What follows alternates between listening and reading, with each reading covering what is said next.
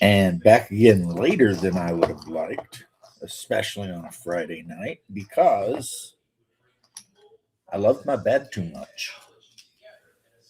I think I think my bed is becoming an actual problem that I'm gonna have to deal with in the future at some point somehow. Because it's like I got off of stream yesterday. I don't know, it was like 9 o'clock or whatever, and the guys were all like talking about going to Bears channel and streaming some more, which was awesome. I love it. And I was going to watch the Bears stream, but I went in there and laid down and freaking covered up with my stay cold blanket and the new mattress. Long story short, I fell asleep last night at like 10:30, maybe 10:30, and I slept till like 4 p.m. today. So one thought is I might have been just really, really tired. Another thought is that bed's way too comfortable. And what's weird is the old bed, I woke up every night, guaranteed at least once, sometimes 5 times.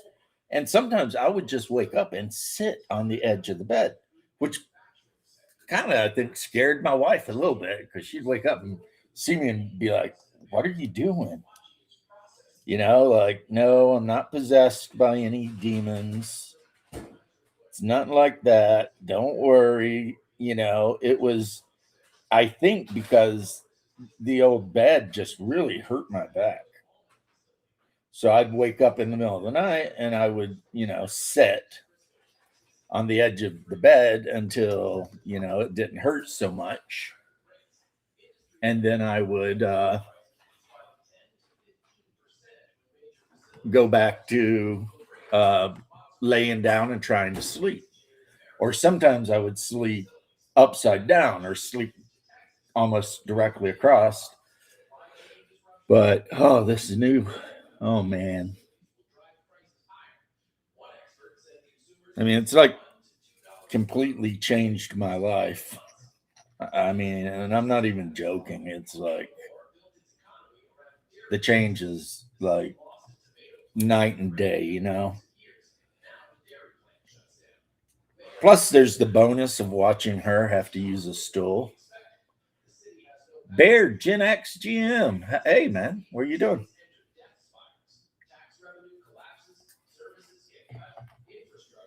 Okay. So yeah, so that's what's going on there. Good morning, good morning. Hi ho, what a beautiful morning. Good morning to you.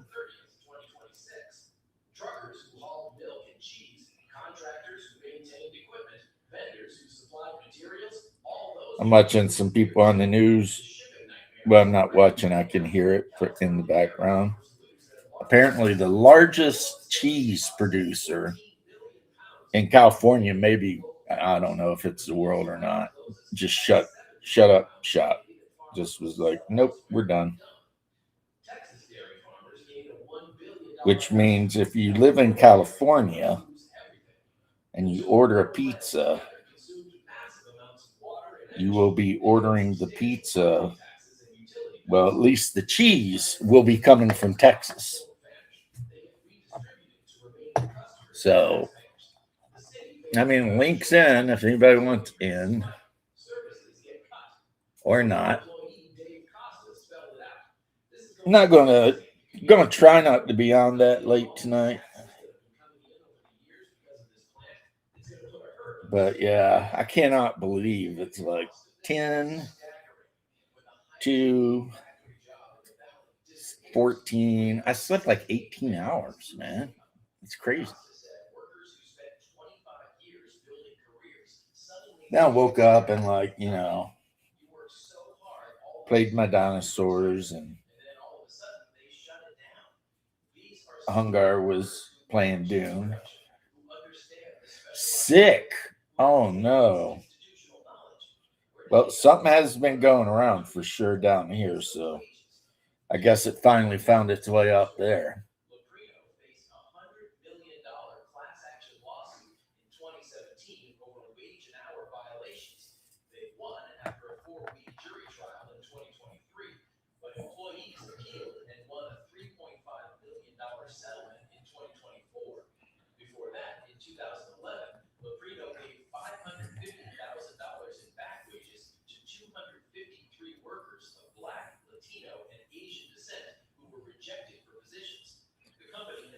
Wow, no longer that company's leaving California. They were sued for supposedly not giving raises and whatever to minorities. Um,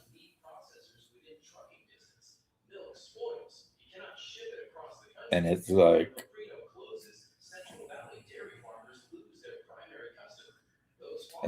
well, maybe they didn't earn the raises. It said that the company won the initial lawsuit, but then they did another lawsuit and they lost. But on retrial. So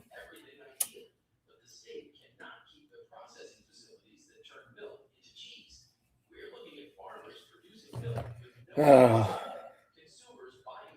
certainly would like to be the bigger guy and not wish ill on anyone, but then again, it's California. How you doing, Mobius? Good evening to you, sir.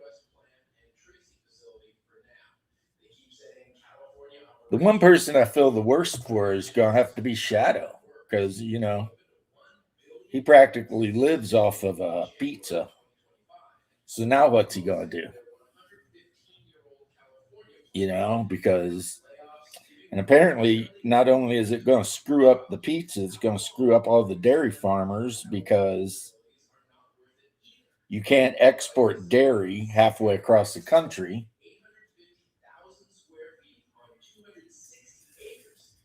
So the cheese factory closing is going to shut down all the dairy farmers. There's going to be a chain reaction there. What is up, Home Skillet? That's what my brother used to always call me, Home Skillet. How you doing?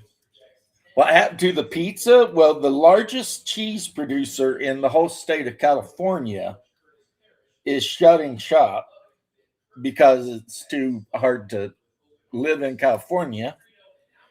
And that means there will be no other cheese production in California. They were it. And then all the dairy farmers in the region, their whole deal was to make milk to sell to the cheesemaker. And the main cheese that cheesemaker made, of course, was mozzarella, making the mozz. You know what I'm saying? And so when the mozzarella maker closed the shop, which is already a done deal, then pizzas, Hyperborea Compton, yeah, right. Then that means every pizza place in California will have to import cheese from Texas. And it also means all those dairy farmers up in the north end of California that do the dairy thing specifically just to sell it to the cheese guy are going to be screwed because hopefully they can find someone else to sell their cheese to. But yeah, I'm listening to the wife's watching something on the news. This place processed 8 million gallons of milk a day. Oh my God.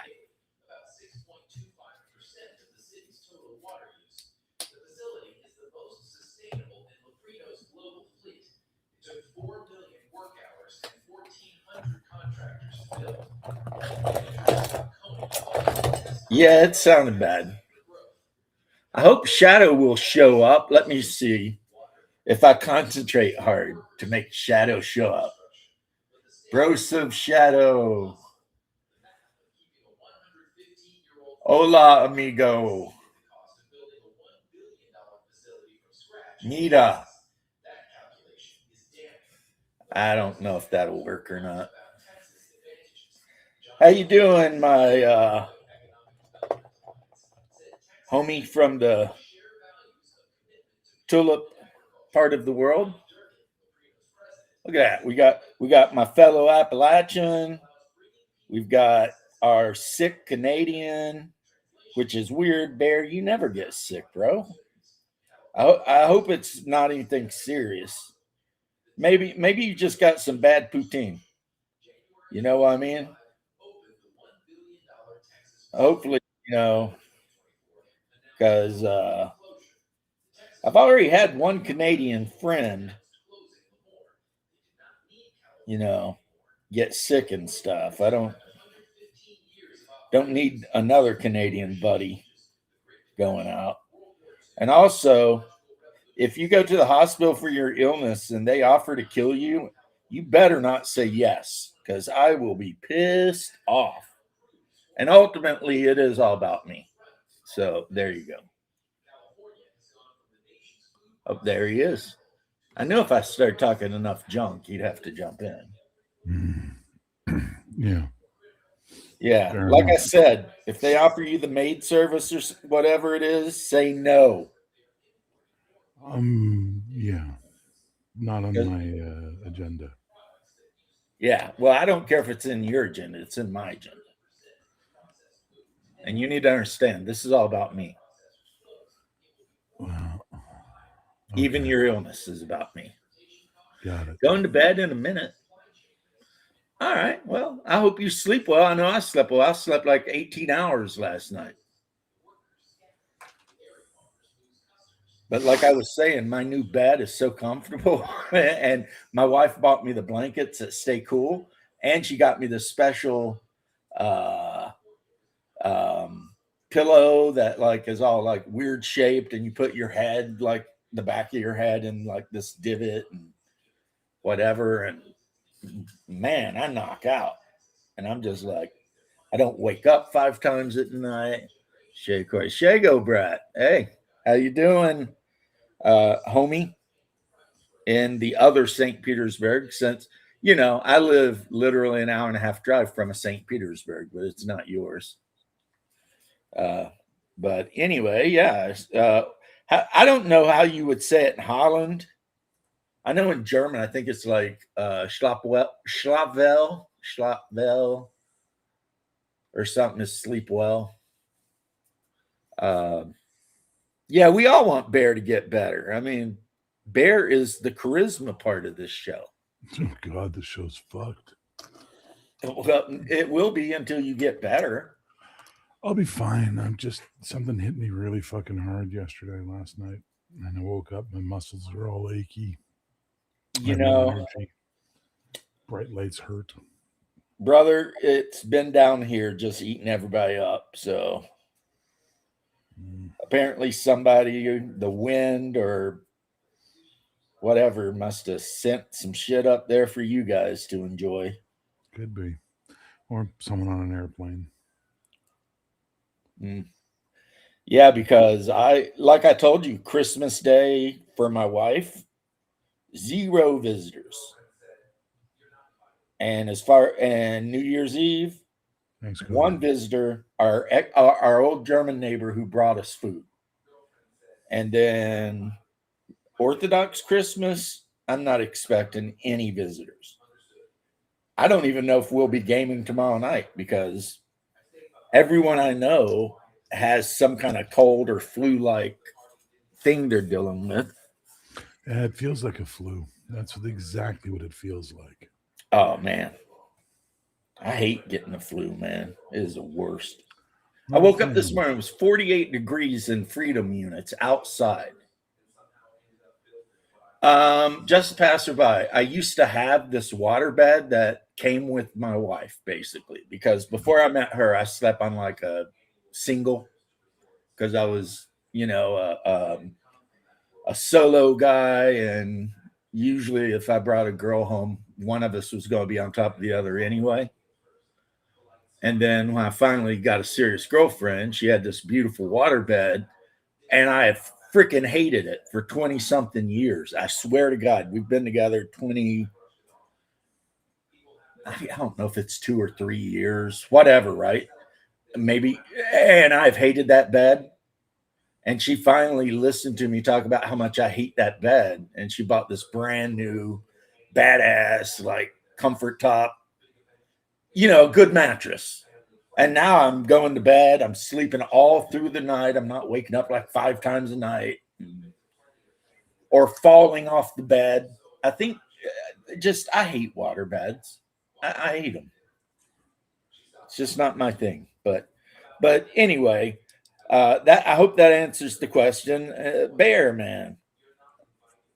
Mm-hmm. So I know it's probably been only 18 hours since the last time we talked, but Mm-hmm. other than the fact that you're not feeling great, what's up, man? Well, I'm not feeling great. Yeah, but I said other than. Well, that's fair. But I mean, if you want to talk about how you're not feeling great, we can. I mean, whatever you want. No, Oh yeah, that sounds good. hang on. No, I'll survive. It's just run down, probably pick something up. Yeah. Well, it was probably when you went to the movies with your friend. Didn't go to the movies. I went to dinner, but no, that was last week. This I probably got this when I decided to treat myself to Lebanese food. I probably picked it up either off Oh of Blu yeah, or I someone remember you touched got like the chicken dish. shawarma or whatever. Yeah, exactly. And I guess maybe someone didn't wash their hands right when they made it, or the delivery guy was maybe sick. I don't fucking know. Yeah, I mean, there's so many like contact points between A and Yeah. B. TMNT Kickstarter is in hand. Huzzah! Is that Teenage Exactly. Mutant Ninja Turtles? Yeah. Well, you have fun with that, buddy.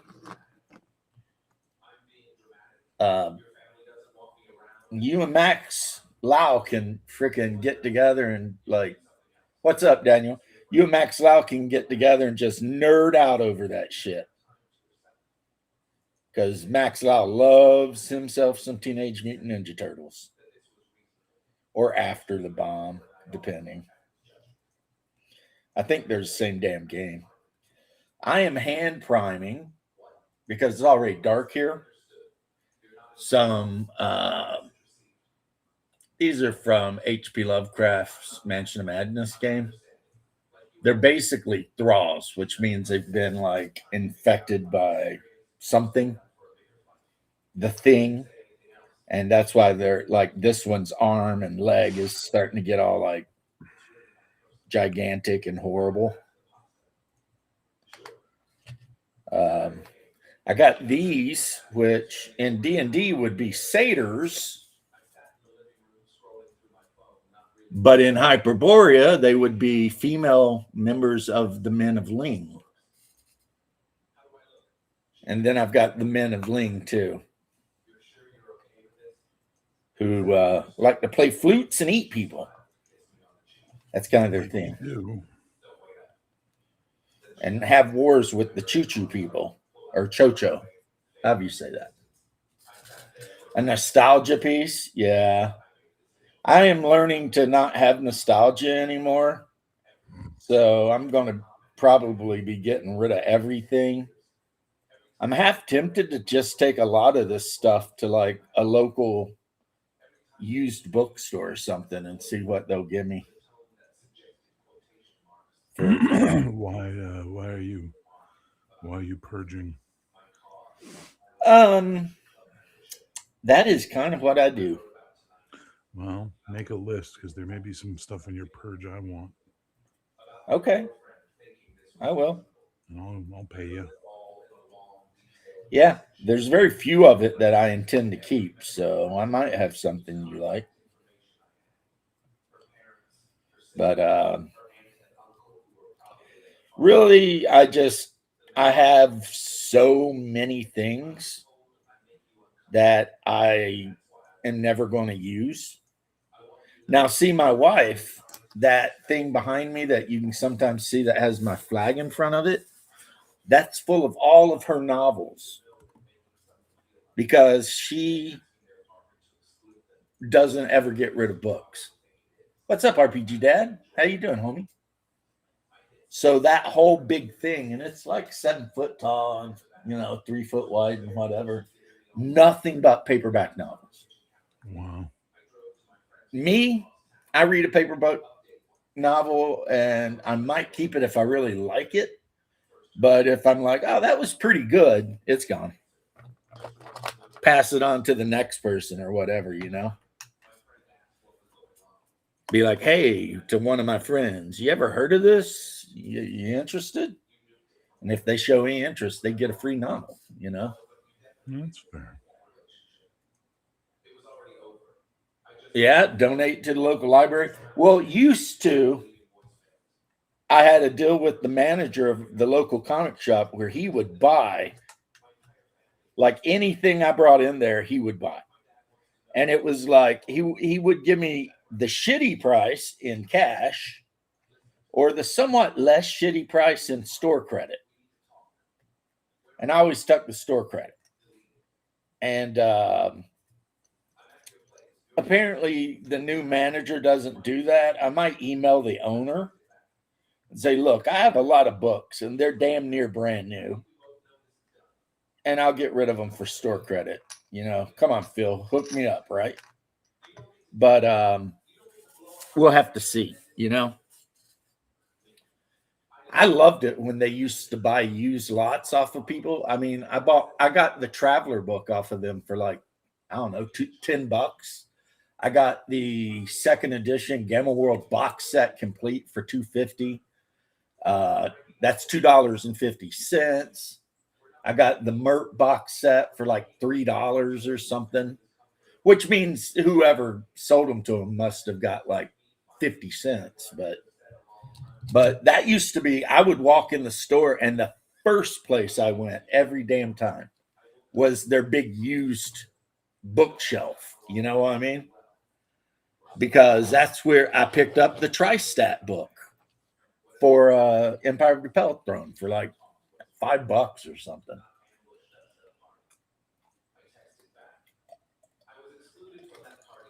Like every single time they ever had a BX box set, I bought it every time. So now I'm sitting on like 6 Bs and 2 uh, E's or X's, however. I will buy a B and an X from you if you're selling. Let me know. We will talk about this searching because I don't know if I want to sell it to you. No, I understand if you don't. I'm just saying if you do, I would like to buy them. No, Because I've hear been me out. I don't know if I want to sell it to you, Bear, but you've been cool and stuff. So Well, let's talk about it. Sure. I might be able to let them go for shipping. We'll talk about it. Yeah, let's talk about it. I mean, I'm 'Cause I serious cry. here, right? Every time I see them on the secondhand market, I cry at how much people want for them. And to this day, if you go to Draft Through RPG, they still don't have a print version of the basic rulebook. Nope. And it's just like, why? Why? Makes me feel like that Texas preacher, like, why? Why? Why? It's the most popular version of D&D with all the old grognards. It must be the most popular version of D&D with the new guys, too, because they're the ones that are always copying it when they make their Heartbreakers. You know what I mean? No, I feel you. I mean, it's like, put that B and that X out there. Mulvey and Cook will be fine. They're okay. I think they're both passed, and Moldvay, I think, got into like occultism and all kinds of weird shit after he wrote for D&D. If you look up his life, it's very interesting. He's just out there doing shit. But anyway, yeah, hopefully everybody's not sick and we'll get to play Hyperborea tomorrow, or everyone will be sick. And the wife and I will sit around and play Splendor and other board games together. And I'll be happy either way. I mean, I'd like to get the role playing in, but I spent all day. Yeah, I know. And it's like, why? Because if I walk in with a basic rule set, even if it's beat the shit, like the corners are busted or whatever. I mean, on eBay, that thing's going for $50. Oh yeah. And if it's So all you give nice, me $10 or $15 in store credit, which is actually for their books is even a quarter of that, because of course they're getting everything. They're not buying anything uh retail, right? What kind of idiot buys anything retail, right? And it's like, so when they say, "Oh, I'll give you this much in cash or this much in trade," oh, Hungar's sick too. And it's like the trade is better for you, but either way, they're making a killing. Because if they can turn around and sell that beat up basic box set for $35, they've already, made a killing off of what they gave you. yeah. But the stores around, I think Gods and Monsters, which is the store that Dungeon Delver hangs out in, the last time I was up there, and granted, that's been a long time, they had a used game section, like a used role playing games. Yeah. So, I mean, I actually did pick up a couple of things, but that's actually a pretty nice store. I liked it, you know? I liked it pretty well, even though some people have warned me that they're a bit way different than I am politically, but I don't care, I'm just here to buy some games, man. I'm not here to get involved in anything. I can abide. The dude abides. So,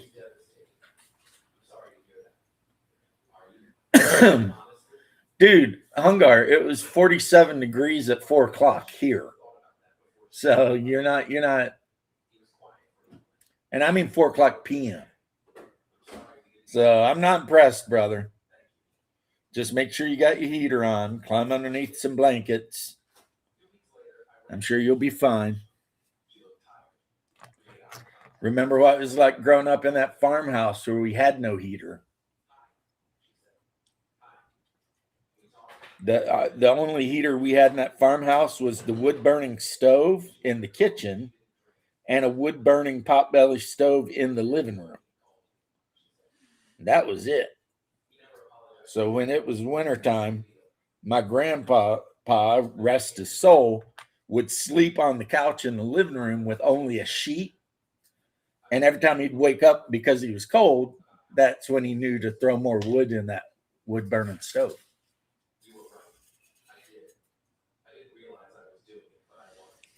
Wonderful memories, man.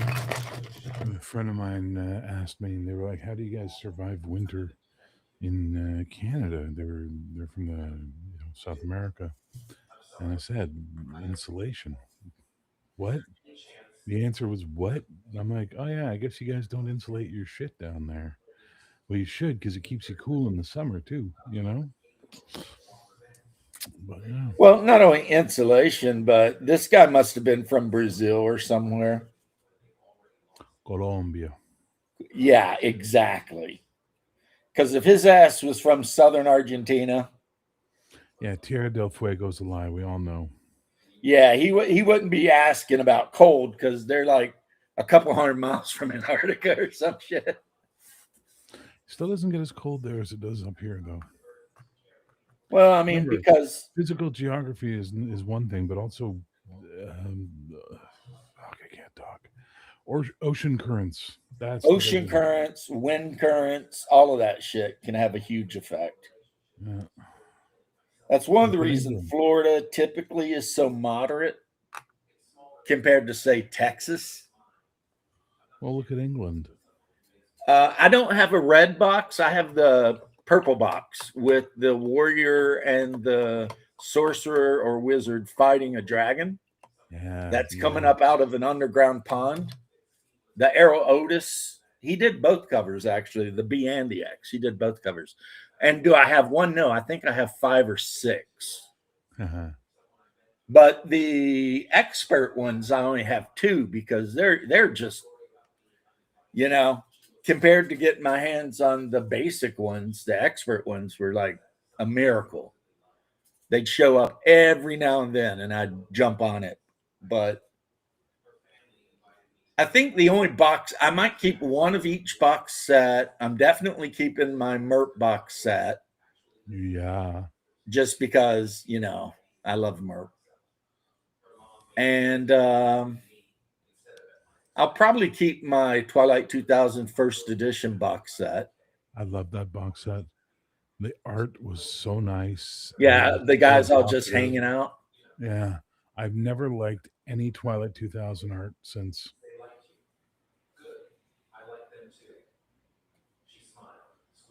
That one just got the game right. Yeah, it really did show off what was going on. Um, so there are a few things I'll probably keep. I'll probably keep my Fantasy Flight 40K role playing game stuff. It's a good idea. Like I've got Rogue Trader, I've got the Imperial Guard one, War or something it's called. I've got the Chaos one. Um, I've got I've got like five of them. They're out in the garage. I haven't learned a new thing about BX today. What'd you learn? Oh, Bear's sharing a screen. Let's see what Bear's working on. Oh, that's scary. So in the burning lands, the nomadic tribes, you know, they're kind of Yeah. like Bedu meet Fremen, and they deal with the black sandworms that are like legendary creatures that roam those deserts. And instead of trading spice like in Dune, they the thing basically, these things essentially excrete magic crystals, so they trade that. You know, Huh. they gather them and trade them. Huh. Yeah, that's very cool. I think if I could get a copy, look, the reality is, if you wanted a copy of the BX stuff, you only want it to put it on a shelf and show off, really. No, I want it because I love the game, and I wish that I had known it existed when it was available.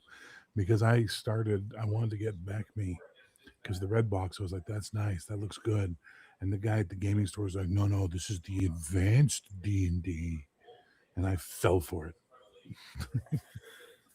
I fell for it. But Yeah.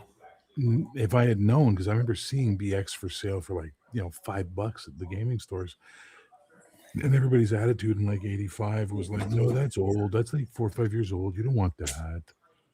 No, I must have moved it. I used to have my box sets over here, but I moved them to make room for new stuff I bought. Yeah, it's not purple. It's not It's purple. It's more like this magenta. weird kind of mauve. Well, it's magenta, right? Like really. Yeah, magenta. That's a good color. Yeah, let's go with magenta. Spinning, that's a good trick. Yeah, that's a good one. Yeah, so it's kind of more of a magenta, but what really sets it apart is it's Arrow Otis art, and you can.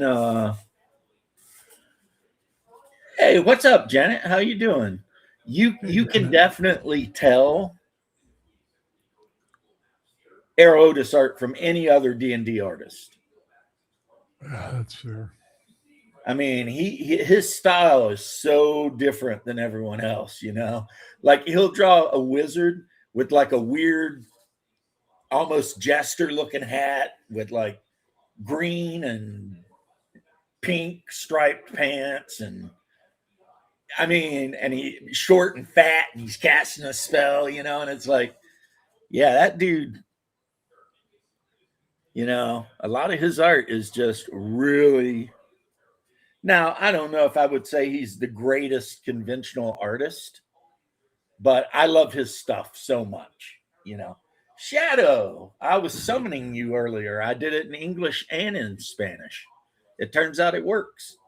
If you think real hard about someone's face and you tell them that you're thinking about them, You can send a wave through our interconnected human psyche. Donde est hombre? Oh my god, I can't speak Spanish right now. Donde es hombre umbaro? Umbra. I was like, Damn it. Shadow, ¿qué pasa, amigo? Mira. Mira. Bear's really quiet. I turned him up full blast, and he's sick. Sorry, apologies. Hombre sombra. There we go. Donde es hombre sombra? Beckme was a great starter set in the way it was laid out and presented. And there's nothing wrong with Beckme, but B and X, so let's say the Moldve Cook edited versions, had their own kind of jive. It was like kind of a different vibe. Bear's not hungover, Janet. Bear doesn't drink. Janet. Sound hungover. That'd be respectable. Am I like really faint? You are super quiet. I turned you up full blast. Hang on. Let me see if I can fix my end. Is that a bit better? That's a little better. All right. It's the best I can do.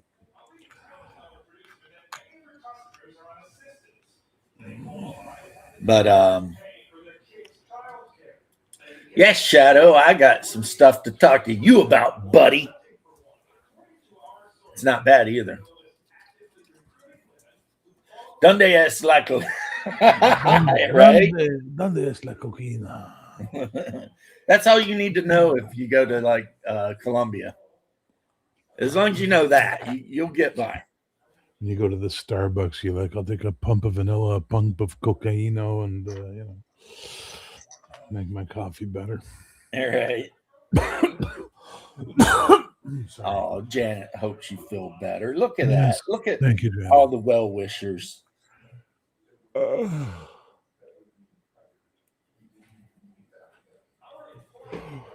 Yeah. And the government's been fighting the rebels since we don't know when. And all she wants to do is dance. Yeah, a lot of people want to sing. That was like the Miami Vice days, wasn't it? Mm-hmm. And Smuggler's Blues. Man, what a great song that was. Glenn Frey. And true, too. I mean, He even played in an episode of Miami Vice, if I remember correctly. Like he was there as a character. Yeah. Yep. And they used his song in the episode. Didn't he play like a DEA agent or something? Well, in the video, I don't know what he was in Miami Vice, but in the video, he was a smuggler smuggling cocaine from Colombia. And in the end, the Colombian guy caught him and shot his ass. And the video ends with, this morning in Miami Metro-Dade, well-known businessman and philanthropist was found dead in his car, and you just see like the South American hitman just riding off on the motorcycle. Dora the Explorer. Yeah, they have the Dora the Explorer skits on YouTube where she's grown up. And yeah, they're pretty out there. The one where she goes to the wedding and she's like, this is my friend's wedding. Or then she says it in Spanish. She's like, this is a good place to get free alcohol. Can you say free alcohol? And then she says it's like, and then like in the next one, she wakes up next to like an old man and she's like, uh-oh, somehow I have ended up sleeping with my best friend's uncle. It's just like, oh my God. Yeah. Dora the Explorer's parents kick her out of the house. And then Caillou is like literally like a sociopath. Caillou? Yeah. He's like a sociopath. His dad hates him. and like he's all grown up, but he's still like just a horrible human being. Yeah. And the other one they make fun of is Art. What is it with the guy that's like a hedgehog or whatever the hell he is? Is it Arthur? And he's got the sister that is a smarmy little bitch. Well, it turns out when they grow up, she gets a real estate license and becomes a millionaire. He's basically homeless, so he has to go crash at Buster the Rabbit's house. And Buster the Rabbit's like a hardcore coke addict, like crack cocaine, actually. And the one guy that was the bully all the time, it turns out he found Christ and opened up like this religious fitness center. It's so weird. It is just so weird. Where's Doc? Usually Doc jumps on by now. Yeah. When you throw the link up again, it's been a minute. I put the link up. Everybody saw it. No, Shadow was supposed to get in the chat because we have things to talk about. But I think he might be a little afraid. I can dig it. Yeah, he might be a little afraid. Shadow, this is the safest it's ever going to be for you in this chat because Bear's really sick and can barely talk. I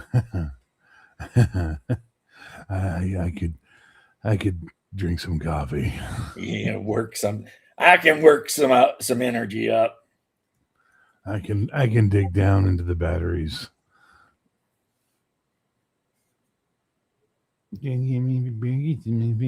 Oh my God. No one likes. Well, while you're chilling, waiting for your burgers and your Friday night game, get in. Like I said, I want to talk to you about some stuff. Stop being my brother. God. I mean, I expect my brother to be unreliable, but I expect a little better.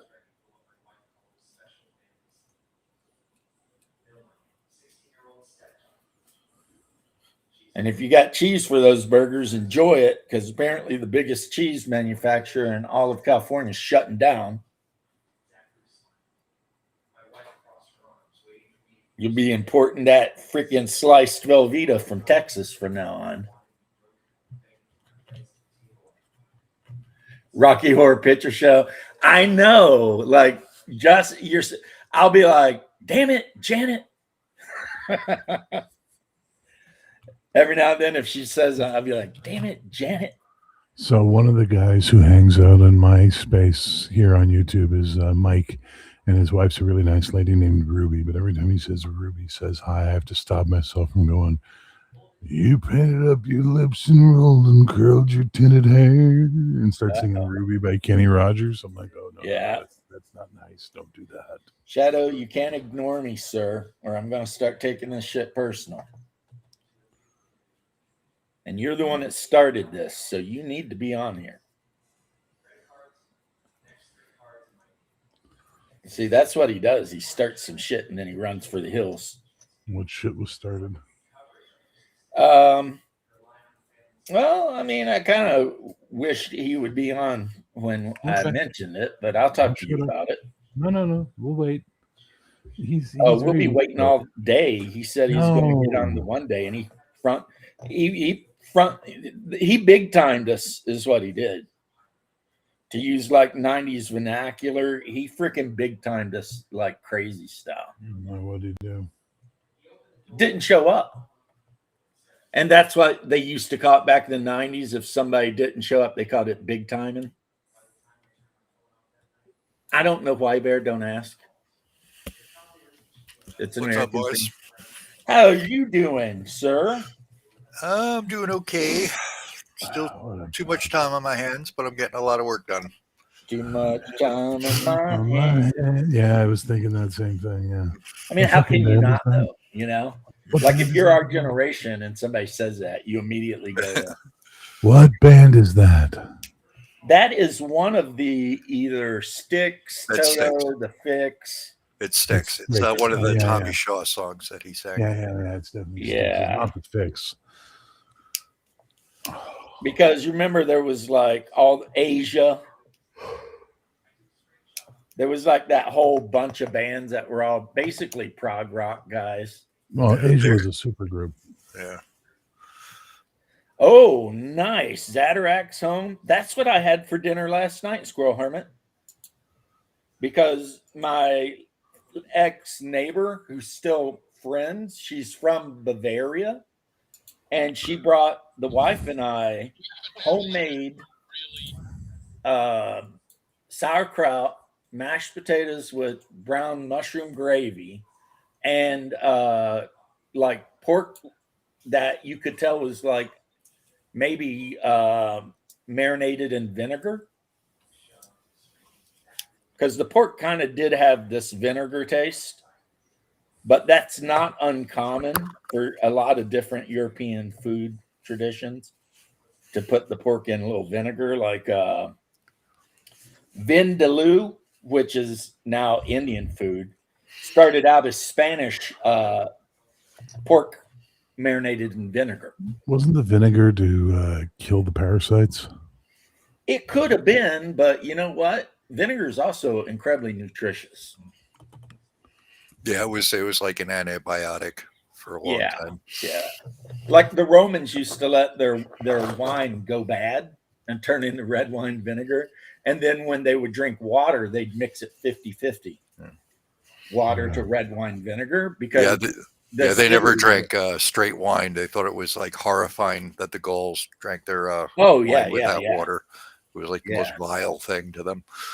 Yeah, they were like, "You're drinking wine right out of the container? What's wrong with you, man?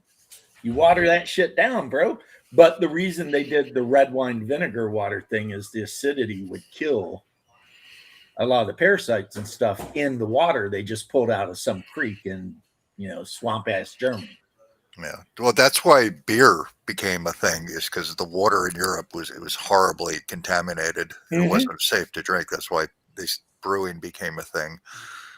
And that's one of the reasons, like, the Native Americans never developed a tolerance for it, because the water in the Americas was pretty clean, so it was never really an issue for them.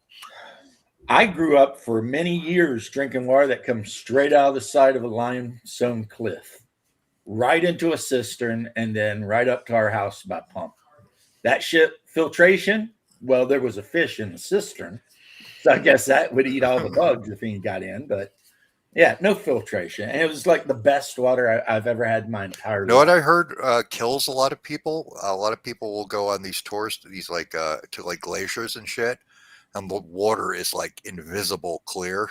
And they're like, "Oh, this must be so pure," and they'll drink it, and then they'll die within days because there's like 20,000-year-old parasite just came back to life in the melt that no one has any immunity to, and it just like murders their like. Dude, I've been listening to scary movies or scary stories online, and there are so many scary stories about me and my unit got sent to Antarctica. I wanted to go there. I couldn't get the assignment. It all starts with my unit and I were being sent to Antarctica. And then it ends with, they went crazy and murdered each other. We're running around in the snow, eating people and shit. It's like, oh, I don't think I want to go to Antarctica ever, even if I got a chance. Yeah, I signed up for that, but there was a big waiting list. It's double pay, and you don't have anything to spend money on the whole time you're down there. And you get a really cool patch for it. They don't get any chickens down there, though. No chickens, but you get to kill penguins, I guess. And I know it's probably cold and shit, but I bet you're never outside, except for like toys. Yeah, we used to just drink water right out of the creek when we were young. If we were running through the woods and we got thirsty, we just went to the nearest creek and drank it. I think it's fair to say you two shouldn't be bragging that up too much based on the mental state you both share. No, we're awesome. Brain parasites. Oh, brain worms. That's what it is brain worms. Ate part of my brain. What's really funny about the those little those outposts in Antarctica, all the buildings All are on right, these look. hydraulic jacks because they have Look to at raise them a couple inches every year because the ice accumulates. What's up, guys? Hey, what's up, Shadow? I'm giving you the hand. Hey, What's up? Hey, what? Hulk wave. Oh, okay. I did. You sent me a link. I did watch it. Uh-huh. I was 100% correct when I told you that's not Moloch, that's Baphomet. Yeah. I got the. And the fact that he showed it off and then put it to the side and said, "Don't ask why I have that." I mean, that's like the worst thing you could say because immediately humans go to the worst place. Sure. I even asked him, well, I'm asking, essentially. But he What's told up? you not to ask him. Well, I said I'm gonna anyways. Right. Hang out with hunger. Hey, here's a crazy thought. How about you let us, the rest of us, in on this? The fuck are you talking about? Yeah, what are you Okay, guys babbling freaking about? what's his name? Who I really like and watch all of his videos. The Greyhawk Grognard has a bronze statue of Baphomet Okay. in his house, and he showed it off while he was talking about AD&D demons, and then he put it to the side and said, "Don't ask why I have that." And so I immediately thought, is this guy like a Luciferian? Like, because the Baphomet thing was really big with Anton LaVey. Sure. So, like, is he a LaVeyan? I mean, So Well, those guys weren't serious Satanists. That was like a goofball. Like, yeah, they were just about hedonism. Sure. And they picked what they picked because they wanted to freak out the normies. I've the read thing is, you need to remember. book. You need to remember. Oh, Jesus, I can't talk. You need to remember, the government Satanists serve Moloch, right? Right, The Hollywood Satanists serve Baphomet. right, They're both Satanists, but they just serve different kings of hell, right? right. So, I don't know. All right, thank you. I'm glad I could have a moment to share that with you. I will go And back then to the my chicks shit. that do that concert and sing about poor dogs and stuff, they serve Lilith. Right. Yeah, that's Lilith Fair. And what's the one that Paimon? Paimon, is that it?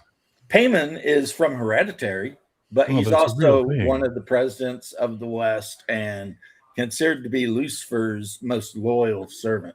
And there you go. So maybe there's something going on there.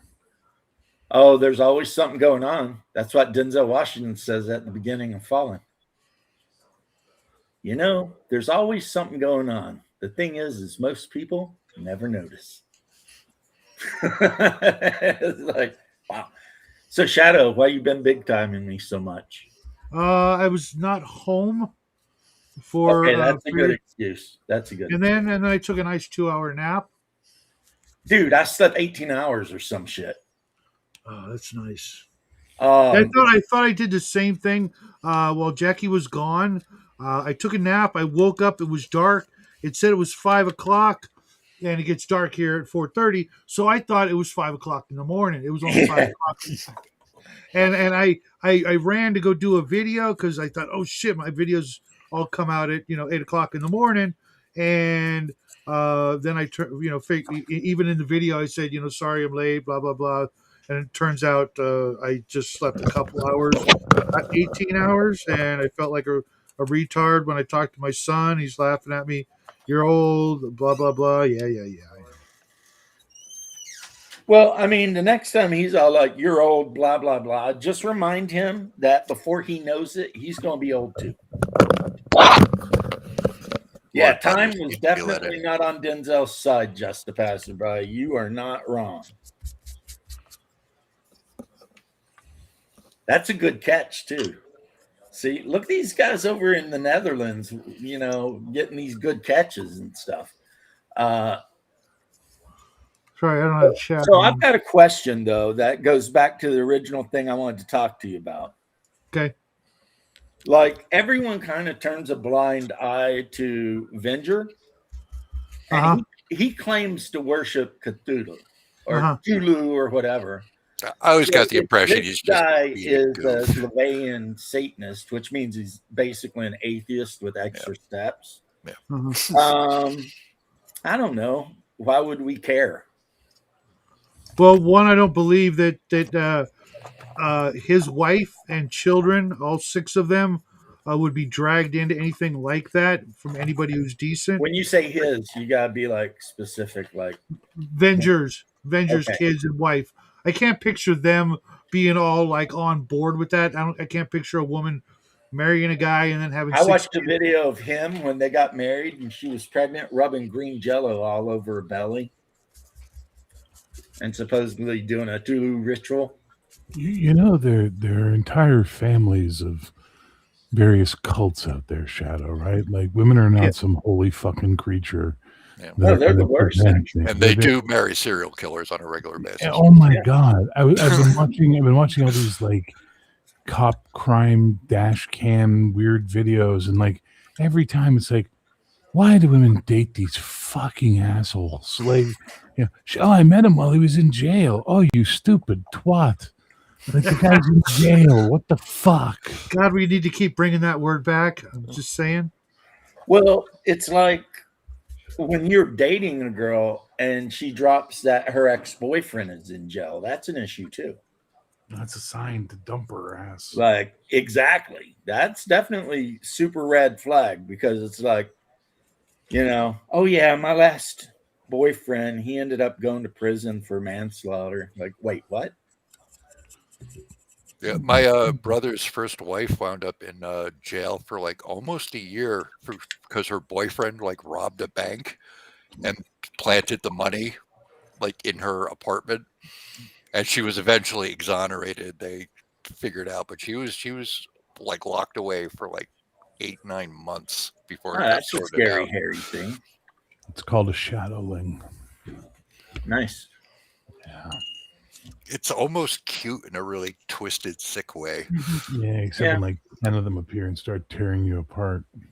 It's cute in the way that like Stitch is cute in Lilo and Stitch. Yeah, the Ed Gein fan club, it would probably be all women. It's like, this guy killed and skinned women, right? Why would you like that? But they can change him. Speaking of words, who assaulted and murdered numerous women, he got married in jail. Speaking of words that we need, why would you want his DNA to proceed another generation? Take that guy right out of the gene pool, right off the bat. You're saying, Bear? We don't hear the term muling quim enough. Right. True.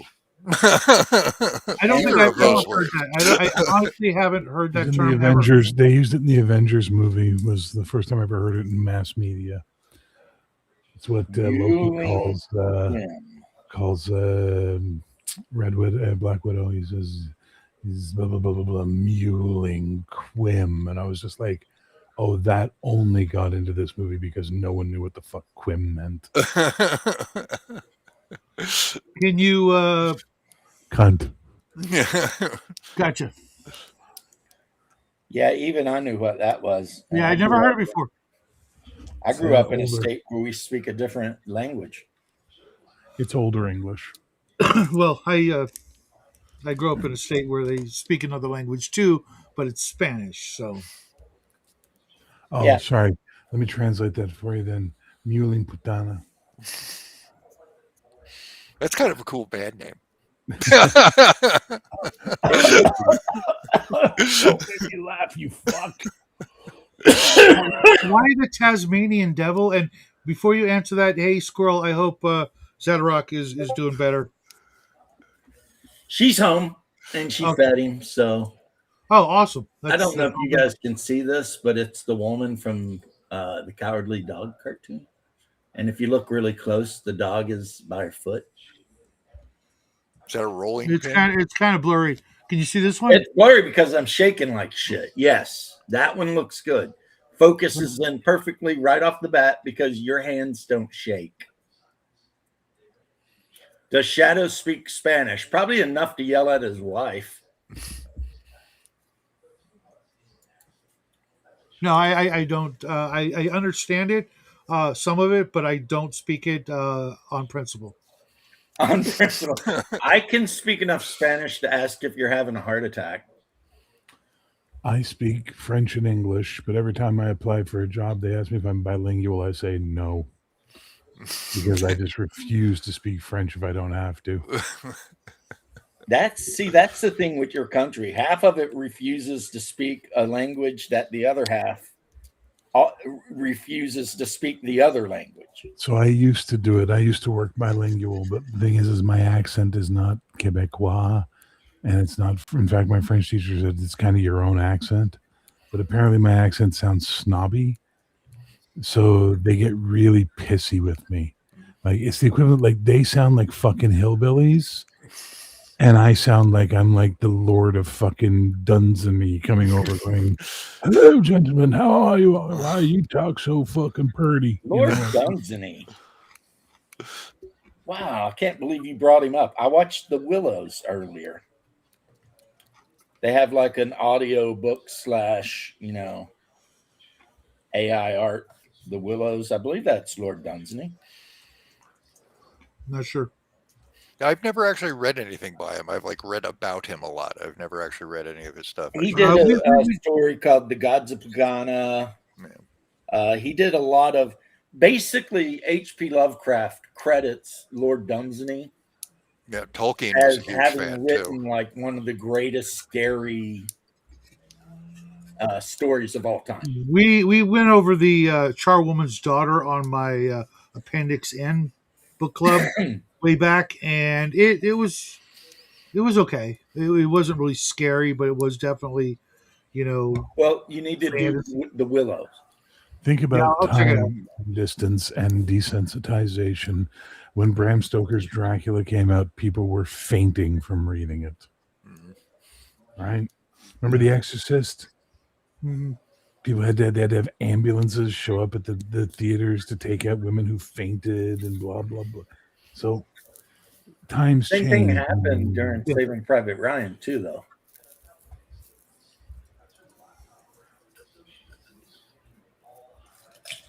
I don't know who thought it was a good idea to bring Grandpa to see that movie, but yeah, and him being like a World War II veteran, that first 15 minutes, boy, he's off to the hospital, man.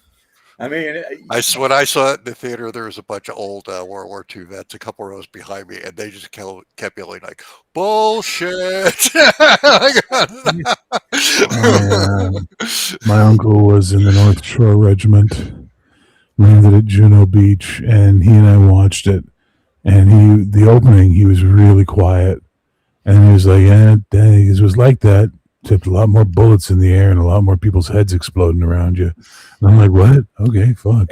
And then later, they had that bit where they threw the grenade into the room where the Germans were, and a guy comes flying out the window. He's like, "That's not what happens when you throw a grenade at someone. He's just a boom." And then the guy falls over in pieces. Yeah. Okay, thanks, Uncle Ken. Yeah, when you frag some area, nobody goes flying around all acrobatically. They just lay down. And did you know the M67 fragmentation grenade can produce casualties at up to 50 meters? I mean, it's never going to, but that's what they tell you. Well, really, if it just one of those pieces happens to catch you, Yeah, you would have to be the super unlucky guy that's like hanging out. Someone threw a grenade like half a football field away, and one fragment just happened to whip by and get you, you know? I remember I was very nervous on the grenade course when we did that in basic. Because especially beforehand, we had a little thing where they just give you the shells with the primers in them. And they have you like doing like little exercises. Remember, we threw one out of the trench, hit a tree, bounced right back into our trench and under the water. And I was like, wow, we would have all fucking died. I managed to get through mine okay, but I'm not going to lie, I was terrified. Because you're standing there in a foxhole and you've got it like in front of your chest, and the instructor's like, okay, now hook the frickin', and he's like, now pull it apart. And he's like, and now throwing position, and then you throw it, and then you duck down. But one of the guys in our training company dropped the grenade in the Holy the shit! the the, the Yeah, the pit. shelter there, Yeah. and the sergeant just picked it up and did that. And Yeah. ducked down. And now that I think about it, I'm like, how many times did he do that? Like in his career when he was training Yeah, probably a a few. bunch of young idiots how not to kill themselves with hand grenades. I remember when I did the initial throw, I did the windmill thing,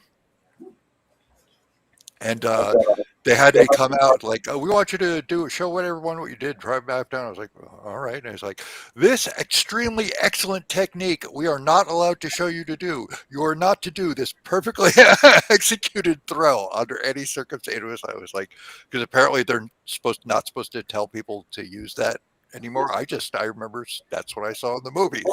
And it seemed like, yeah, that's a good way to make sure you're not, limp wrist in it. But I'll tell you what, if apparently you're it's not pretty something. strong, Doc, sorry, but if you're not pretty strong, I mean, you're going to tear some shit up trying to football throw an M67. That thing weighs. Yeah, a they lot were more than heavier you than think I it does. expected. I remember. Yeah, when you pick it up, you're like, oh, I was damn, like, this thing's yeah. 5 pounds or something. I don't know. I don't know. It might have been like 1 pound, but you're not just going to whip it like a baseball. Oh, I remember one kid did a sidearm. They freaked on his ass. They're like, never do that under any circumstances. That's why I am so glad that when I went through my training, I was that guy that was like right in the middle. So none of my drill sergeants actually knew me by name. It was like because I wasn't so good. I mean, most of the time I just stayed off the radar a lot of the time. I mean, they did make me a squad leader at one point, and then they did replace me at another point with another guy. I didn't take it hard. I was like, all right, But yeah, that my whole goal when I went through training was to just like, slide through, hope nobody That's noticed. what you want to do. I made the mistake of drawing attention to myself, and I very much regretted it. Amazing. See, I was lucky because I come from a family that's like chock full all the way up to the freaking neck with military tradition. So as soon as like all of my uncles and great uncles and basically every male in my family found out I had joined the army, I got like all the tips. And the biggest tip that I remember pretty much every single one of them telling me was, whatever you do, do not draw attention to yourself. Do not get on that drill instructor's radar, because if you do, you are hosed. And I was like, okay. And so, Shadow, I apologize for having to guilt you to come on so hard. No. I was just right in the middle of a couple of things when I chimed in, and I should have known better because you should have known better. Because if you chime in on chat, I expect you to come in and say hi. Yeah. But if you wanted to leave, you can leave at any time. But yeah. No, I just wanted to discuss that thing with you because I hate typing. Yeah, yeah. I don't know what to think, but at the same time, unlike you, I don't watch him, and that's sealed the deal. I mean, I can pray for his soul, but that's about it. I still like his videos. He does good work when he does research, etc. Mm-hmm. But I mean, if he's so big as to not be able to respond to a simple, chat, which I do on every one of them, then I guess wasn't meant to be that we would continue communicating. See, that's the thing is I've got plenty of other people to watch. If he's big time in you because he feels like you're just some small creator, he doesn't have to like. Well, I mean, when you look at chat, when you look at the comment section, you can't really tell if they're a channel or not. And if he hasn't heard of me, that's fine. He will eventually. If he, doesn't want to, nice abomination. If he doesn't want to respond about that particular question, I can only infer but one thing, and that's all the more reason to not hang out with him. See, I know. my issue would have been more of a, if I were him and in some magical world I was a Luciferian satanic We Satanist. talking about Avenger again? No, Venger. Greyhawk You know all the woke guys accuse Venger of being like a Christian fundamentalist. Sure. Because even though he claims his bullshit, if you know him and the way he acts in his life, he's just like the most normal blue collar, gets up at 6 a.m. to go frame houses and shit, guy. Mm-hmm. Venger invited me to come to his house and he said, let me know. I'll put a pork butt on the smoker. Man, we'll hang out. And that's been years ago, but I thought, damn, that's nice of him, Yep. If I'm ever in, I think Wisconsin, he's a Wisconsinner, I think. Sure. But, yeah, I mean, I understand your concern entirely. I think I'd be more insulted. I mean, because all he would have had to say to you is, I don't talk about my private life like that, Then why bring it up? Well, he didn't bring it up so much as, hey, check out my idol to Baphomet.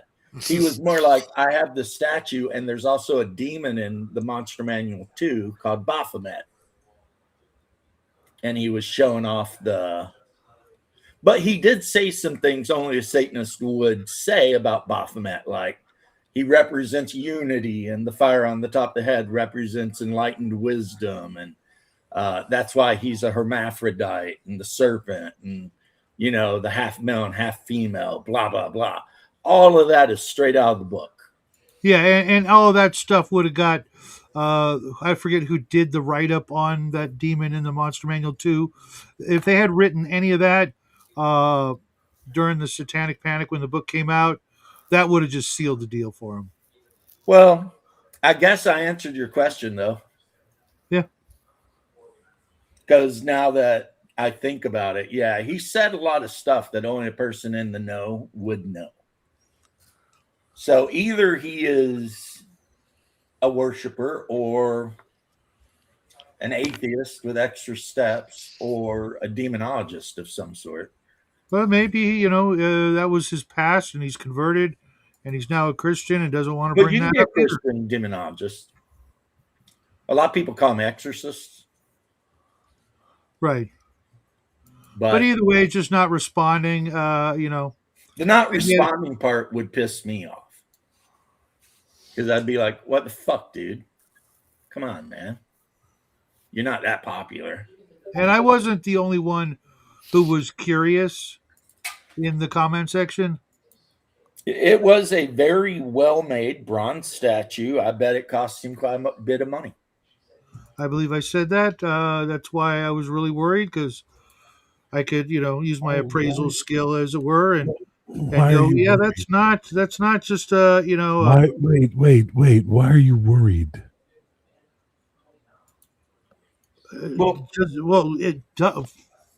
I'm not worried, but Shadow may not want to frequent someone whose religious beliefs are so antithetical to his own. Yeah. Then don't. That's kind of what I'm saying. That's what we're discussing, because he didn't know for sure. And I want to give the guy was this way. And I'm he saying, just needs watched the astrology. Video. He says a lot of stuff that only somebody who really knew his shit would know. All right. You guys are Christians. I still hang around with you. Well, yeah, but that's because you're not a Satanist. You don't know. I don't know. I don't actually. I kind of do, or at it's least the same with the gay thing. You only know what I've told you. If you're a Satanist, keep it to your freaking self. Yeah, it's no one's business. No problem. Well, Hyperborea 2026. Hey, Donald Trump is a very tall, blonde-haired man. He may, in fact, be Hyperborean. Well, unless you're admitting to the fact that you may lie to me, which I never would. A demonic astronologist. You said enough to where I can, get where you're coming from, and poor Connor is never going to live that down. An astronologist. The accidental cult leader. He is the accidental founder of the cult of astronomicism. I would like to point out that I'm the person who founded this cult, not him. I just Oh, took well. his nonsense and turned it into something. Kind of like how most Okay, cults / okay. religions start. Someone takes someone else's nonsense and weaponizes it. So is he like your idiot savant, like prophet, like Yes. conduit to the heavens? Yes. he babbles things. We'll just feed him women and pizza and keep him quiet in his gilded cage. See, that is the thing. It's like, so basically what you're saying is you are the prophet of a religion whose message was delivered to you by Connell. That's one way of looking at it. The other way of looking at it is that sometimes retards speak the truth because their In my minds are opinion, most unpuckered. of the time. Oh, he's not retarded. Oh, functional. wow. He That's just plays one on That's live it, stream. Shadow. Joke shit, Shadow. Joke shit. That's the way to do it. I don't know, because Shauner actually really did think he was retarded. He's not retarded. He's just Connell. Because Shauner would always ask, like, anybody who let Connell on their show, he'd be like, why is that guy on your show? He obviously doesn't know shit about shit. Well, not to speak ill of the dead, but because unlike Shauner, Connell's likable. That's what I told Shauner. I was like, he's a likable guy. He wants to hang out. Who cares? Well, There I is wouldn't that. go- Yeah. I wouldn't go that far. He's family, so I don't have a choice. No, you always got choice, man. I have Even family I with haven't family, spoken to you in got 10 choice. years. I know. It's just I part know of a the lot of joke. people have told family to just go straight up and F themselves and went on about their life. Yep. Yeah. I don't like it. I don't think it's great, but it happens. Yeah, I basically, my brothers and sister are the only people in my family I deal with at all. I have very little use for the rest of them. Like I said, shit happens, man. I hang out with my brother and my mom. And that is about it. You don't hang out with your old man? My pops, when I can, but dude hates talking on the phone. Freaking. So, like, now that he's moved, when he lived down here, we hung out like every day for hours. But since he's moved to Kentucky, the only time we get to bullshit around is if I go to Kentucky, because he ain't ever coming back. You know what I mean? Yeah. And when I do my video call, I always have to, if I want to say anything to him, I have to say it through my mom. Because try calling him. Yeah, good luck. And it's not that he dislikes me or anything like that. It's just, he's a boomer, man. He's a boomer. He's like the king of the boomers. He freaking just wants to be left alone most of the time to do whatever the hell it is boomers are doing these days. Dying. Dying, yeah. Walking up and down the hillside with this freaking revolver on his hip because he grew up in Queens, New York. So he thinks the fact that he can legally walk up the hillside with a revolver strapped, he's like some kind of cowboy now or something. Which is one of the reasons he'll probably never leave Kentucky. But, you can do that shit down here too, Pops. But, nah. He likes walking up and down our mountainside. He likes carrying his judge and... Oh, really? He carries a judge? Yeah. That's one. 44 long and 410. The judge and the governor are two of my most dreamed about firearms of owning. Obviously I can't, but because of the fact that you've got a handgun that you can load with more than one kind of ammo, and it's not going to jack up the system or do anything, and being able to shoot from the different 410 rounds and the 44 long. That's freaking awesome. He generally loads it mostly with 410 because he's just carrying it as like a snake pistol, Yeah, it's really good for that as a snake gun. even though Kentucky's kind of whatever, we got a shit ton of like we call them pine rattlers, and they are rattlesnakes that live in the woods in the leaves and shit, and they will get you. They'll light you up, and copperheads too. Connell is a good dude, but I think I pissed him off or hurt his feelings, so he don't talk to me anymore. Who? Connell. Connell? Like the last time he came on, he said something about Indians, and I was like, "Fuck those guys. We whip their ass. It's our country." He's very left. And then I made fun of him for being Romney. Connell is very left, I've noticed. Yeah, very. Incredibly so. Which is weird because left leaning. Which is weird because he never talks about friends that he has where he lives, and those would be the people influencing him. Well, or his ex-wife or his daughter. So I mean, I don't picture him watching a crap ton of CNN, but he does sometimes sound like he has watched a crap ton of CNN. So I don't know where he gets it.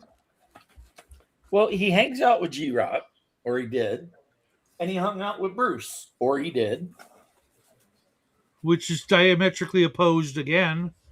Well, yeah, because Bruce, sometimes I'm all like, dude, calm down.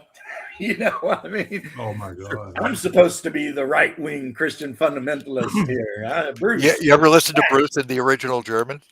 Oh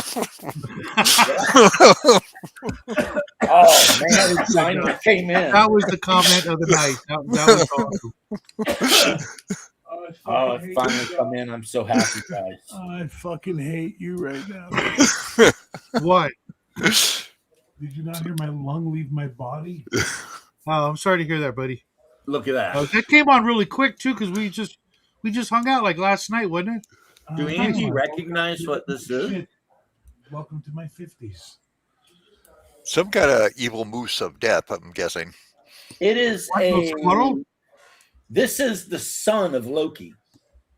Oh, Modi or whatever his name is. This is Modi or Motor. And there's a scary movie out there where these guys are like hiking through Sweden, and they end up in a forest where he lives. Yeah. And like his whole deal is he'll mark people, and those people have to worship him. But then other people he just like spikes to a tree or something because he's not really interested in them worshiping him. Oh, excuse me. Oh. I've been waiting for this guy. So happy. I just opened up a thing of miniatures that I forgot to open up earlier. So what do we got here? We got a fighter. Okay. All right. We got a fighter. I like fighters. Human fighter. Okay. What else do we got? That's all you need. Human fighter. Kick everyone's ass. Oh. We got giant Indigo. Look at this guy. Nice. And you figure he's like 3 or 4 inches tall, so that'd be like almost 20 feet. Sometimes I forget like what I'm going to get because when you order stuff from Etsy, it might take 2 weeks to a month. Yeah, I was just looking at Etsy today. And then you're all like, okay. I mean, I don't even remember what the hell I ordered from you, but cool. And yeah, I finally found someone who's got some decent Battlestar Galactica minis. I found some Colonials and some Cylons and some ships, but the ships I got to look at them a little more carefully because I want to get the right scale and not just get something, Well, Big Mr. Tom, and I forget what he's called in Etsy, but I'll look him up and send you the link. Okay. He makes the original Cylon. I've showed him off once or twice, the chrome guys with the that's what I'm looking for. And the rifles. And they're cheap. Yeah, he might have been the guy I looked at. It was like 10 of them for like $10, I think. Uh-huh. He also made the crab monsters from the Dark Crystal, and they're like 10 for 10. Okay, I didn't see that. Whatever they're, I forget, Gartham. Anyway, you know what I'm talking about. The big crab monsters that work for Sure. the Skeksis. And I think he makes the Skeksis too. And you might ask yourself, why in the F would I ever need a Skeksy? And the answer is because you're going to play Gamma World. Yeah, there's those big black bird-like Yeah, creatures. the carrions. Yeah, thank you. The They look just emperor like them. birds or something. Yeah, the emperor birds are basically Skeksis, and they're surrounded by the little red birds, the carrion birds. What are you talking about? Gamma Dark World. Crystal? Or Gamma World. And Dark Crystal. When How I you get the can Dark buy Crystal. the Skeksis miniatures and then use them to represent the emperor birds in Gamma World, who are incredibly super smart and tend to build like nests inside of the ruined cities and stuff like that. In my campaign that I'm getting ready to run in February, I have creatures called Skeks that are basically Skeksis. I yanked. No, you I really thought went they out were on really that cool. one, huh? Yeah, I don't want to go crazy. You're like, what can I call these guys? Oh, I know. Buzzard Lords. Skeks. Skeks is fine. His first pass was actually called them Ease. How did I get here? Yeah, As days go by. days go by. Master Got got it. working. Water flowing underground. Same as it ever was. Oh my You goodness. may ask yourself, why does Doc call his characters Skeks? And you may ask yourself, is Shadow Gay Man vampire? And you will tell yourself, James is Christian nationalist. Well, how did I get here? This isn't my beautiful wife. This is my beautiful home. This is not my beautiful sanity. Yeah. As the days go by, water flowing. I love that song and that band. You know, So at some point, that was a good choice. Cold Iron Oven is going to have to put together a James's Greatest Hits CD. Just every song that I sing. And Butcher.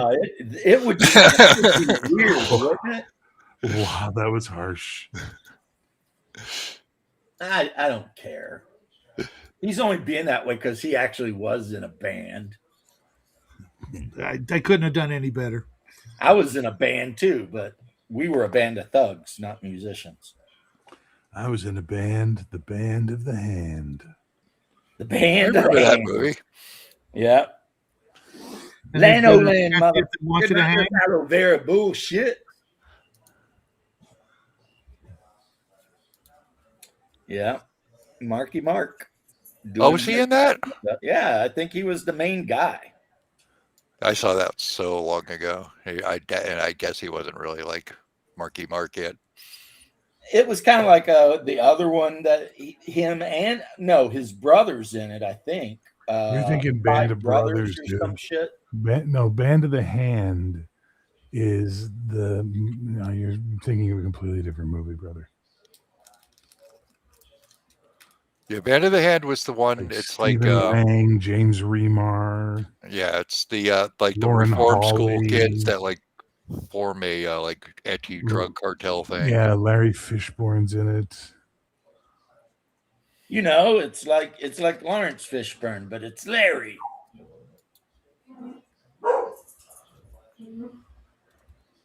Well, okay. And Five Brothers, I actually thought was a great movie. I liked it. It's about the old Irish lady that adopts all these freaking thugs and straightens them out. Wasn't it just called Brothers? Yeah, they weren't actually brothers, but she adopted 5 of them, and then somebody murders her, and then of course they go back to their thug ways. Whose dog is losing their shit? That's mine. I'm going to go see what the hell's going on. Yeah, it's not mine for once. I got 2 other people in the house who could do something, but nope, got to be me. You just bitch they did it wrong if they did. Robust blessings unto all. Hey, man. Look at that. What a nice guy. Freaking the squirrel hermit. But what are we doing here? Okay, we got time. And I'm gonna go. You guys have yourself a good night. You feel better, Bear. I hope you I'm feel gonna better, man. try. Take a nap. I'm gonna go murder the cats in a ritual to Satan, and video it and send it to Shadow, so he'll feel better about things. See, I would have a problem with that because I mean I like cats. Oh, not my cats. Oh well. Evil cats. Well, no. Okay, we're not being cats very if you specific. sacrifice. that's a pretty fucking broad list, buddy. I mean, anyway, later. Take care, man. Yeah, I have no problem with Shadow's point of view on that. If he don't want to do whatever, he ain't got to. If you don't want to like empower or send his traffic to somebody that he really, really opposes their point of view, then I think that's actually the way you do it. You know what I mean? You don't like stalk them and hunt them and be mean to them. You just don't go near them. So I don't disagree with him. With who? You. About? Whether or not you want to see the Grognard. Oh. Just, I don't disagree with you. That's what I'm saying. If you don't want to hang out around people that are so against what you believe and send traffic and whatever their way and help them be successful, don't. Yeah. That's the right way to handle it. The wrong way to handle it would be to call him and cuss him out and, be mean and whatever, like harass him and stuff. That would be the wrong way. But the right way is to just be like, yeah, I'm not going to hang out with that guy. Well, what do you call it? The guys from Emperor's Choice are probably going to have some interactions with him, and therefore I will too. And maybe I'll get another shot at it and say, hey, just out of curiosity's sake, what's the deal with the thing? And knowing George and Dave, they'd probably feel the same way as I do, and they'd be professional and they're going to be like, look, it ain't for the business. Whatever. Mm-hmm. He might do that. And then your choice is to be like, all right.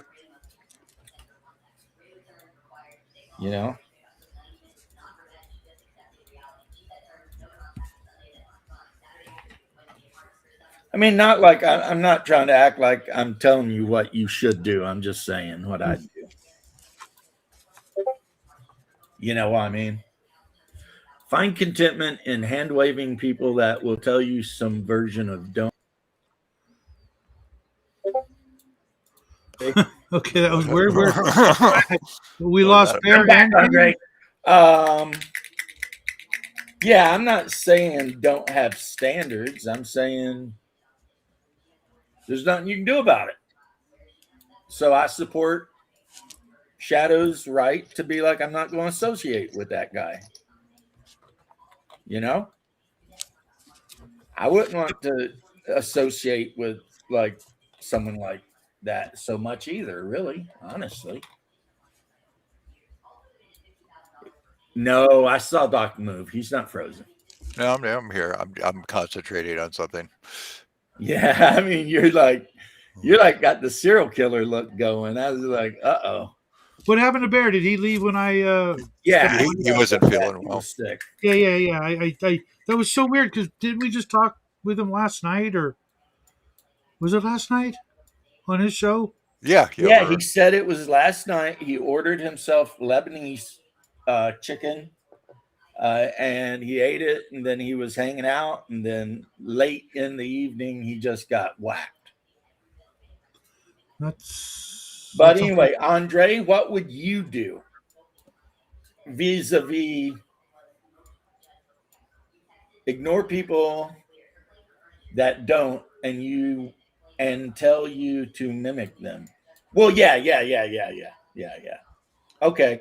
I was wondering, like, I don't know if you're a member of the church or not. I'm Rocor, so you can have an opinion if you want.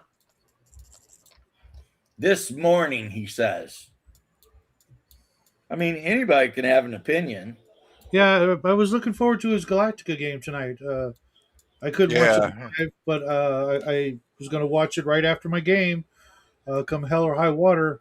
What game are you running? I'm running Savage Swords. Nice. But Bear was going to be running, I think, the Battlestar Galactica game. I was going to be in that. Yeah, we're doing it. We're going to do it on the 16th. I was going to wear my flight jacket and everything, nerdy and listen to it. But get yourself a Viper pilot helmet. Oh yeah, if I want to drop $500, sure. The boots are $500. The helmet's $500. The holster with no gun, $200. The pants I haven't seen. Etsy. Yeah. And some eBay. I got the jacket a long time ago, and I guarantee you, anything you see on eBay is coming from someone on Etsy. Probably, yeah. I made a thing and decided to do a double. Hey, you can buy it on my Etsy channel or eBay. For my own purposes, I'm only going to get the shirt and maybe the things for the collar and the epaulets and whatnot, the insignia. That's what happened, PB. Me and Cody started talking Baltech for so long it literally killed Bear's will to live, and now he's just hanging on by a freaking toenail. He's like, "Oh my god, what's up, Dean Powell? Long time." Yeah, no doubt. Where you been? I hope you're doing very well, and you had a wonderful New Year's, assuming that Denmark celebrates New Year's. I don't know.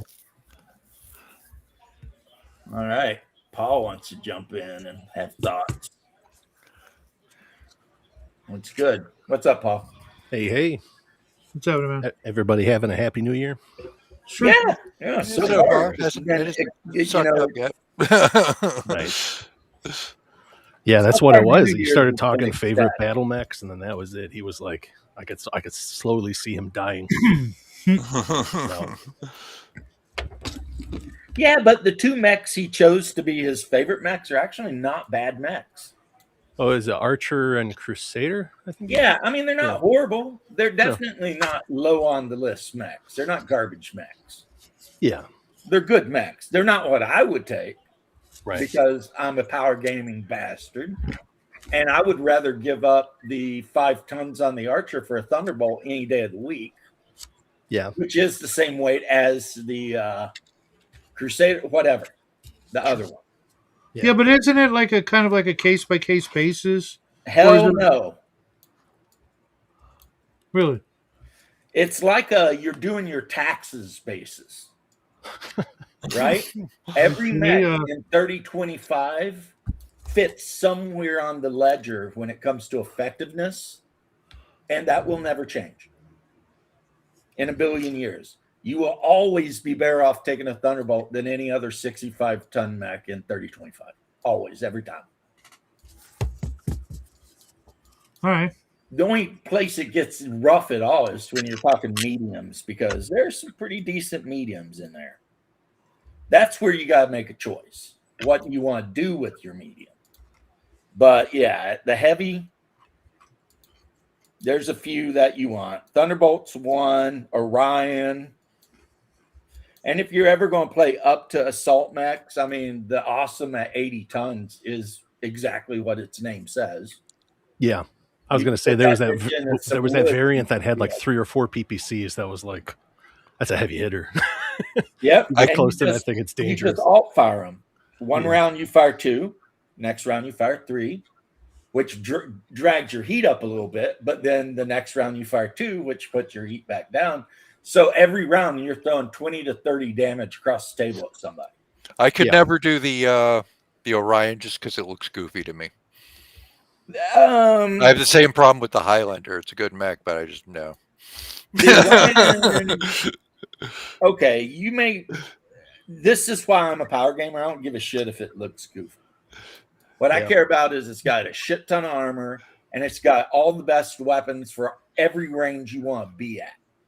I mean, you can start off with the AC-10 and LRMs, then you can roll into medium lasers, SRMs, you know, just like depending on, because there are like 4 variants even in 3025, but it is a mech that is a brawler and is effective at every range, you know, where some mechs like the Marauder, the poor maligned Marauder, the basic setup, the 3N or R, if you run up on that bitch, he is done. Right. What's he going to do? Shoot you with that AC-5 because he gets such penalties with the PCPs. I mean, that's why I'm saying my 65-ton grasshopper will come across that board and beat that Marauder's ass. Because I'm bringing SRM4s in like 6 medium lasers. And I'm bringing it fast. And I jump. So by the time he could even do anything, I'll be up his ass. Grasshopper, another great 70-ton, I think, mech. Just because they're fast. They can jump. You just can't deal with it. And it will run a medium or a light down. And if you do get within range of medium lasers on a light mech and you start dropping 6 medium lasers and then followed up with SRMs, get out of here, man. That's going to be a dead light mech. Unless you roll shitty. I'm talking average. Average. You know. Well, that's the thing. Like, yeah, you can't really judge by looks because the Hunchback looks goofy. But if you let it come close, then he'll teach you a thing or two. Yeah. That's what you heard. What I said about the Hunchback last night. That everybody. I had fond memories of the online game because my buddy, we'd all be just running our mechs, and then he's stumbling around in a Hunchback. But as soon as things got close to him, it was like, holy shit! We forget it. AC-20 is ridiculous. That's a massive weapon. Oh yeah, when I used to play the online game, I hated those bastards. Yeah, because it's hard to see him moving between the buildings. You'd be like, "Oh shit, was that a hunch?" And then as soon as you say that, your leg's blown off, and you're like, "Oh no!" Yeah, I'm running around in my Griffin 3R or 3N with my freaking PPC and my LRM-10, thinking I'm doing some shit, and then you hear that Hunchback, boom, boom, boom, right torso, right arm gone. I have 0 weapons. It's like, yeah. You're all about the looks, GM. Well, GM Cody, you know, it's a good thing you're so handsome then. Don't care about the power gaming. I'm sorry, guys. I'm not that way now so much, except when I play my brother Haas, because I have to whip his ass at all costs. Otherwise, you'll never hear the end of it, so you gotta. I think he's won like 1 or 2 games out of the hundreds we've played, though.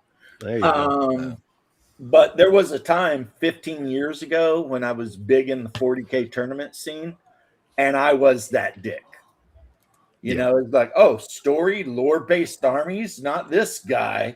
I'm bringing in multiples of all the worst shit. And, you know. Yeah. With Battletech, I was actually always a huge fan of custom mechs anyway, so I'm really more about the chassis than anything else. Like, I love the Battle Master, even though it's objectively like raging mediocrity on the it's pretty mediocre. Models. I love the chassis because it looks like a gigantic griffin, basically. I mean, I'm trying to remember that source book that had the Battle Master on the front. That was really awesome. It's just like you're looking down from it from the shoulder, and you just see that huge glass canopy that it has. It's really just a cool looking mech. I would rather drop the 5 tons on the Battle Master, pick up an awesome, and then use that 5 tons to up something else in the lands. Because when Hungar and I and our people around here play, we play 30-25, no custom mechs, and like 300 ton. lance or 250. Yeah, I 'cause think my maybe- introduction to BattleTech was actually through the role-playing game, and we like integrated the board game with it. That's how Oh, I got man. into the board game. And I Yeah. had like a completely like it was a Griffin I started in, but it was like completely like redone. It like went like 95 kilometers an hour. It was basically a like souped up scout mech. It had the the radar absorb the agent. base Griffin is a 585. Best Oh yeah, it's used not for slow to snipe. begin You with, just but keep that Joker out, we took off of the it. missiles. It was just I think 4 Yeah, medium just lasers, 2 on snipe the each shit arm, out and of it was people. basically a scout mech. And I had the tag and the Bad flashbacks. Yeah. Yeah, I was that asshole. I had money. So whatever was the most OP shit, I brought like the max number you could of it. And so that I could be, the winner of the tourney. And eventually, about 9th edition, I just got sick of that. All of it, Even though I was doing it too. That was when everybody was bringing like the double Castellan Knight set up with the freaking Space Marine captains that generate command points that the Knights could then use to curb stomp the shit out of everything that wasn't identical army. And after that, I was like, yeah, no, I'm done. Yeah. Speaking of which, I got to hit the road for dinner, so I will see you guys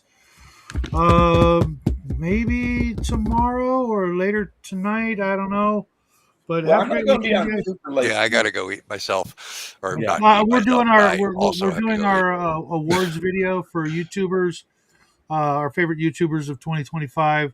Oh, cool. And What's none of that? you Better guys. be first place, damn it. Oh no, none of you guys are on it because we're focusing on some people who really need some help and Because growth. that would be awkward.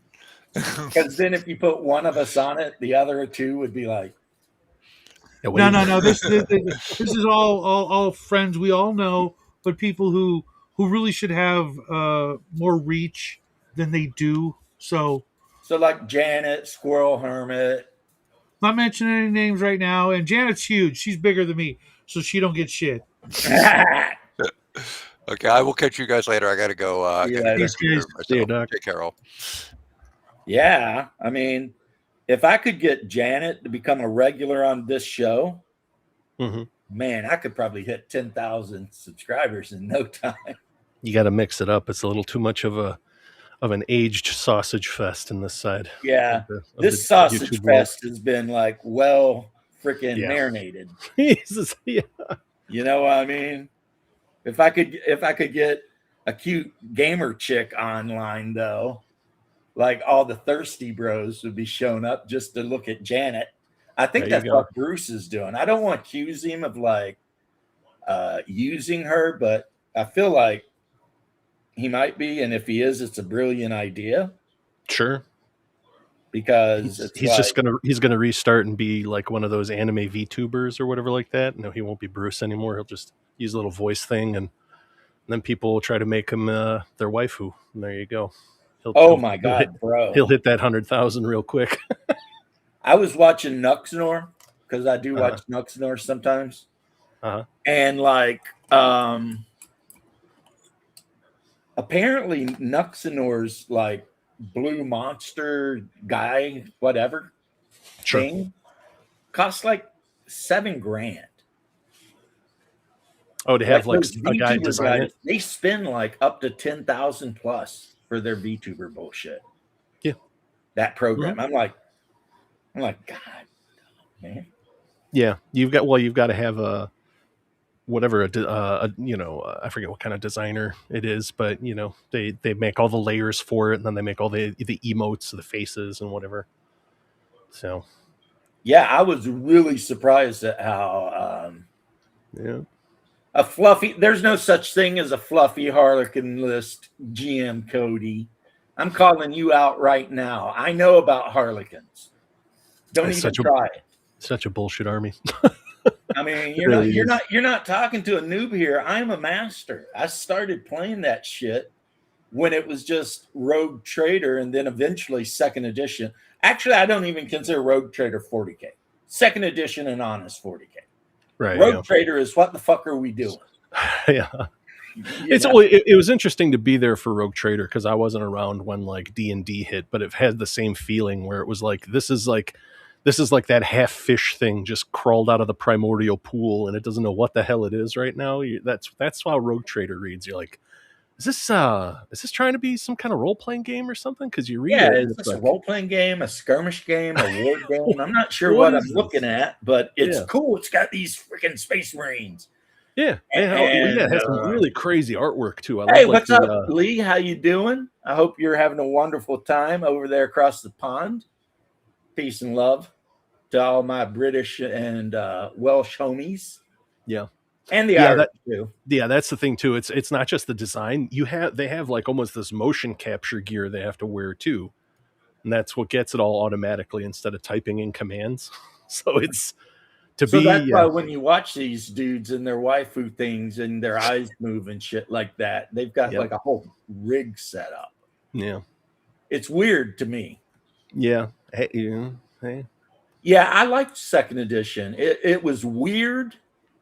And it had like the rule where if you shot an enemy vehicle, you had like the template that had the front and the side, and you put like the clear thing over it, and then you rolled dice and you like coordinated. Oh shit! I forgot all about that.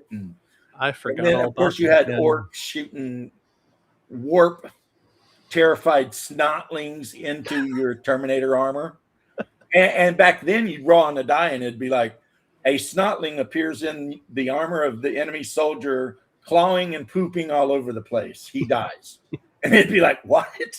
Okay. That's a horrible way to go, you know?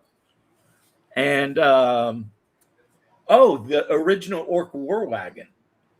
And the rules for how many orcs it could transport was you can put as many orcs on as you can, but you have to slide it across the table. And if any orc falls off, it's dead. Yeah. It's just like, well, that's why I forgot who it was. If it was Arby's or Wendy's, somebody had like a really hardcore gamer running their Twitter and they had an orc war wagon and it was just moving with curly fries. And it's like, as long as one of them doesn't fall, and it was moving like stop motion across the table. And I was like, wow, that's an esoteric rule. That's they just going way back, right? Yeah. That brought me way back. And then like the last cannon, when it hit, it did like die 10 plus die 6, like, because second edition 40K used all the polyhedral dice. I remember that, yeah, because I remember playing the Eldar and the Bright Lance versus armor piercing or whatever like that. It was like 2d10 plus, and I was like, D10, what is this? This is wild. Like, what is going on here? Because I think you're 100% right. When they wrote Rogue Trader, they weren't quite sure. Yeah. If they were going for role-playing game or war game. And then war game, I think, just kind of won out. And they're like, all right, we'll just do this. Yeah, 2E had vehicle cards. And the 2E era was when White Dwarf was putting out like blueprints so you could make your own homemade gob smashes and skull crushers and freaking bunkers. And I mean, like every White Dwarf magazine would have like these like blueprints you could copy, and then they'd be like foam board or cardboard or whatever, and you just like cut out the template and glue it together, and you would have, you know, a bit of terrain or a Space Marine bunker or an orc tank. And like literally no one gave a shit about anything back then. It was like during the 2E era, it was like, oh, yeah, that looks cool. Throw it on the table.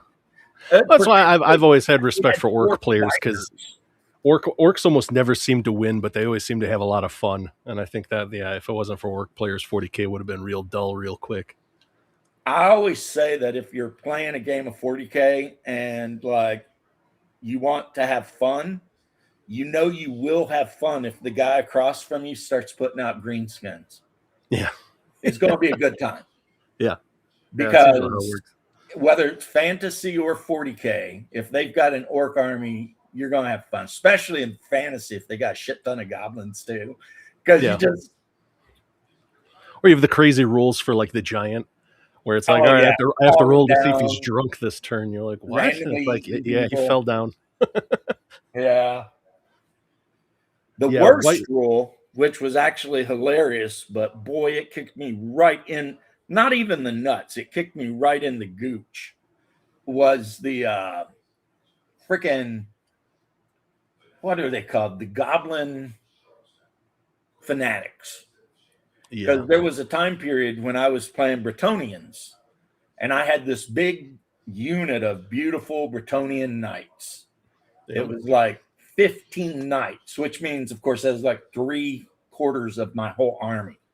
Yeah. And I went to charge this unit of freaking goblin archers, and it chucked out 3 fanatics, and they killed every one of my knights. It was like this dude, every time he rolled for random directions, right through my knights. And of course, they're hitting it like strength 8 or some shit. So even my 2+ armor was like, nah, you need 6s at least. And I'm like, oh my God, this is the worst. I hate your face. I forgot what it was. If it was second edition and second edition were side by side for fantasy and 40K, and people were saying like the fanatic was such a bastard because people would roll out dreadnoughts and that thing would take out dreadnoughts because it's like, as long as he doesn't strangle himself with the chain on the ball and chain, the fanatic will just knock a leg off a dreadnought or something because it's that powerful. Yeah, I mean, he's like just like a little cannonball out there. The only one of the best things though about the dreadnought is every now and then they throw the dreadnought out, and when they rolled the random direction bullshit, it'd just go right back through their unit. It'd just be like, wah! Yeah. Be like, man. And that was the way goblin shit was. Remember their one war machine was literally a goblin with like some homemade wings strapped to it. Yeah, the night goblin helmet. They're going to shoot out of it, and it was just a big rubber band. You had 2 of them with a big rubber band on poles, and they were just shooting them across the line. His ass out of a giant slingshot. They had what's fun about them in Blood Bowl too. The flesh-eating bees. Yeah, because I remember them in Blood Bowl too. Because you're like, oh no, you've got goblins, so it's like that guy might have a chainsaw, or you've got the guy who's just got a bag of those little bombs that he's going to throw. So he's just they were not the army to play if you actually really want a winning record. But man, Hungar Haas played orcs and goblins forever. Yeah. If he were here right now, he'd tell you about the time one Gretchen got charged by like a unit of 5 Blood Angel Space Marines and won. Oh my God. He killed so many of them that they had to fall back.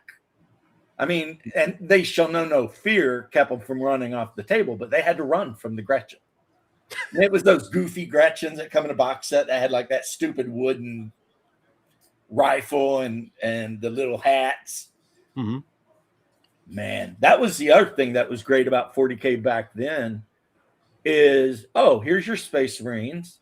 You got to put them together. That means you clip them out of the spew and you literally push the gun into the Space Marine's hands, and he's done. Yeah, those starter box Marines, it was like that guy and the rocket launcher guy, right? And the regular guy was like, he was just like this, and his fists were just 2 pegs or 2 holes where you'd snap in either a bolter or a flamer. That's it, and he was done. And he's done. Then you could paint him up and be like, look at me with my Blood Angels army over here, freaking. Actually, I think Blood Angels were the guys on the cover of the second edition box. Because I seem to remember it was a Blood Angel with a hand flamer and like a chain sword, and they were fighting orcs. And then on the third edition box, it was Black Templars. Okay. Yeah. Versus Eldar or some shit. Yeah, I'm trying to think. 3rd or 4th edition, yeah, they made Dark Eldar finally. Because then they started rolling out new factions. Yeah, because they were slowly working it. Yeah, they are. There we go. Yeah, for some reason I was thinking the second edition was Crimson Fists, but yeah, it was probably that was Rogue Trader. You're right. Yeah, Trader was this the big triangular pile. Fists, and it's supposed to represent the battle where the orcs got a lucky shot and they blew up the ammo storage in Pedro Cantor's battle fortress, and it basically wiped out 80% of the Crimson Fist, like right off the bat, and then they barely survived. Yeah, because even back then there was still some lore, Yeah. Not quite like it is now, but you know, it was cool. You kind of got to know why and who, and I mean, and I'm not gonna lie. I used to play my Lamenter's army, except my commander was Pedro Cantor, but I painted him up like a Lamenter. And I Okay. would just tell my buddy, I'm using the Pedro stats, but this guy's actual name is like Angelus Claudius, whatever. And everybody, it was cool, you know. But he had like the freaking power fist and the gun and like all kinds of other abilities. He was good. I remember when they released that Ultramarine box set that just had like all 5 of the commanders of the Ultramarines. Oh wow. Yeah, it was like the one that was in charge of the scouts, the one that was in charge of the fleet, the one that was in charge of whatever, and then like all the way up to the chapter master, and they were all in a box. And you know, you could I think that's where what was his Marnius Calgar, the like the original one before they put him in like the super big Terminator with bolt gun thing. Captain Cortez, yeah. He was cool. So, and since I was playing a chapter that like at that time no one, you know, when I put my little yellow boys down with their checkered shoulder pads, and most people were like, "What is that?" And I'd be like, "Blood Angels." Right. I'm like, oh, okay. And who's leading them? That looks like Pedro Cortez or whatever, Cantor or whatever. And I'd be like, it's not though. You know?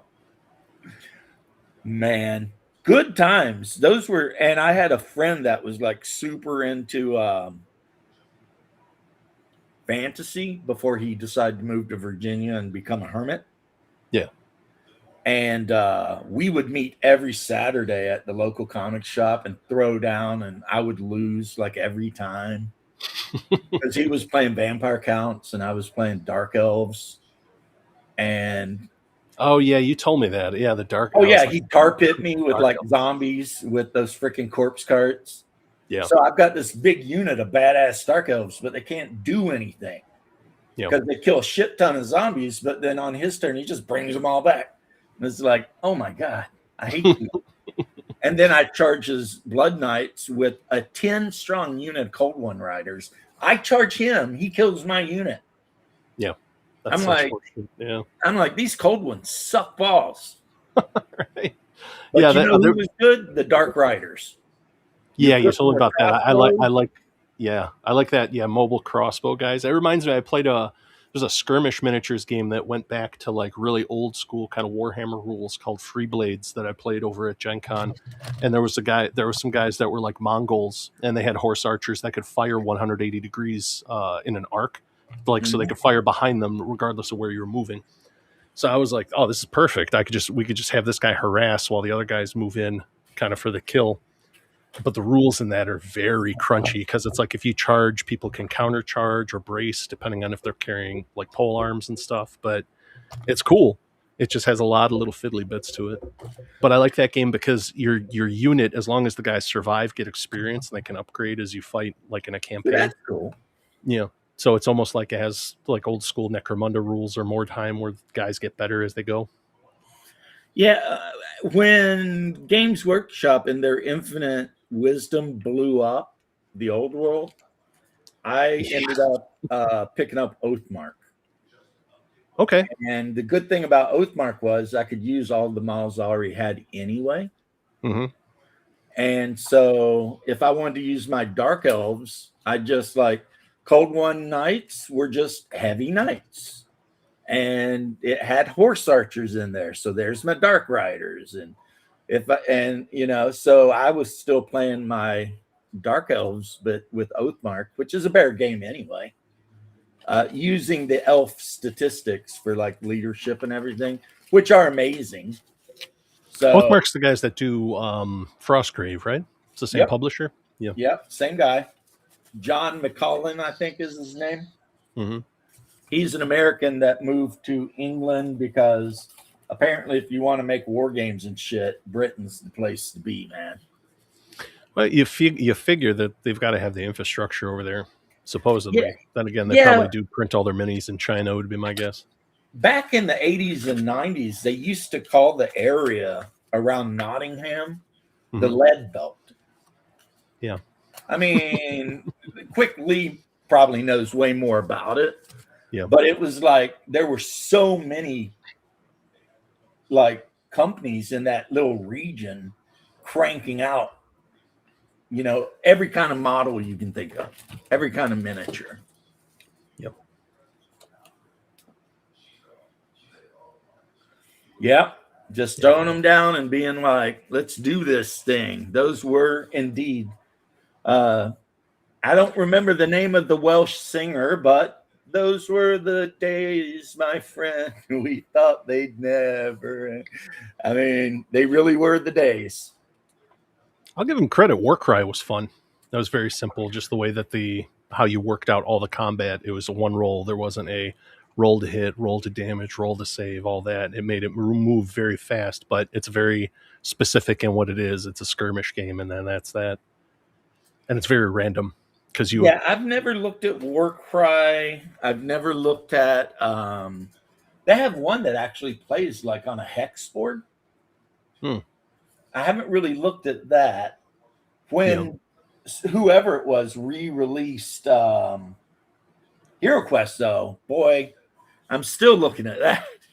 But by the time I figure out whether I want to buy or not, it'll be like $1,000, and then I won't be able to.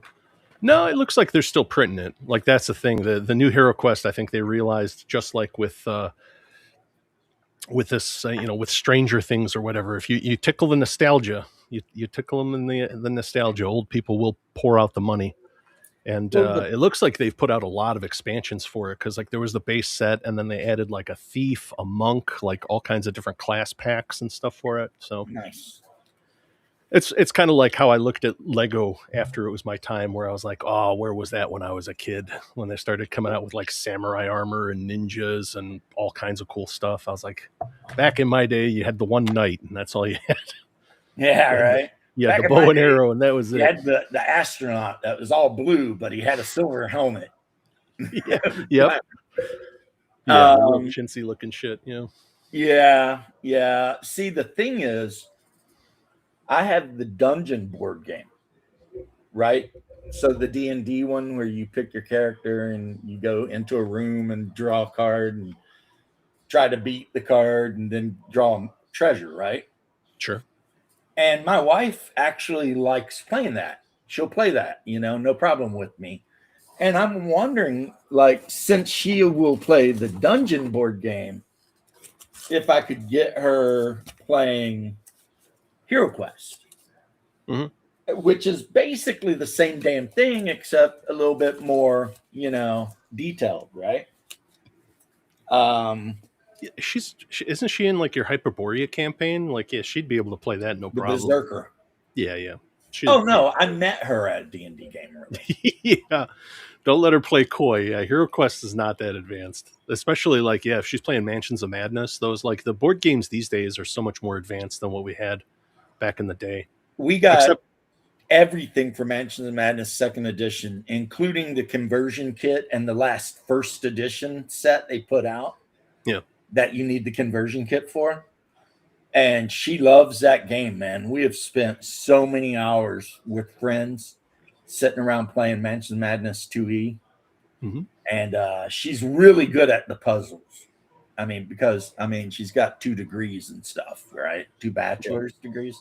So she's pretty smart. And one of her and here's the thing. I've tried to get her to play Call of Cthulhu forever.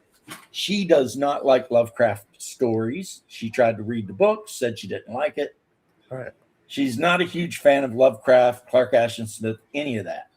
But start busting those tiles out for Mansions of Madness, and she's right there, man. Yeah. I was going to say, just run like Vaesen and then just put in tile or riddles and stuff like that, like clue-based mini games. And that'd pretty much be it. Because I remember I played Vaesen and I was like, I don't know, I've already played Call of Cthulhu, but I could see where it scratches an itch for people because it's investigative, and it doesn't have the baggage of like the mythos. Because Cthulhu mythos is like there's a lot to it. It can be impenetrable, especially if you're coming from it like somebody who has no idea what's going on. Because people are going to be Not like, wrong. you didn't know what the yellow sign is. Ugh. It's like, well, I'm new here, dude. I don't know what this is. I don't know what a haster is or a plateau of Leng. It's all Spanish to me. You have obviously heard me bitching about running Middle Earth for people who are Tolkien freaks. Yeah, well, that's anything that has like that really dense background The to it. elves Especially would never Tolkien. be like that. It's like, shut the. I mean, really, you know. And But you'd think that, and then you read the Silmarillion, and you're like, ooh, the elves could be pieces of shit, huh? oh, they had a whole civil war over some Yeah. dude wanting to marry some princess, and Yeah. it started the kinslaying and all kinds of shit. Yeah. Of course they can. Yeah, Dungeon is a great game if you have young relatives to play with your young relatives. It's really easy. And, you know, that way you can induct them into the cult of role playing eventually, maybe. I used to play it with my daughters, and they used to actually role play also, but then they grew up and went to college and got married and had kids, and now they're like, they're just too busy, you know what I mean? Yeah. Well, and some people keep up with the hobby, some people don't. That's just the way it goes. Now, my one daughter, my youngest daughter, her favorite game ever to play was Traveler. She loved to play Traveler. And I don't know if she was like a proto furry or anything, but her favorite thing to play was a Varg. With all the Vargir, yeah. Yeah. She loved it. With people. And it was like, yeah, I think that's just German for hound, right? And, yeah, something like that, yeah. Yeah, something like that. But that's what she always wanted to play. And then, you know, of course, whatever career she ended up or whatever, because we were playing classic Traveler and I just had the Alien handbooks because, you know, I'm that kind of guy. I'm the kind of guy.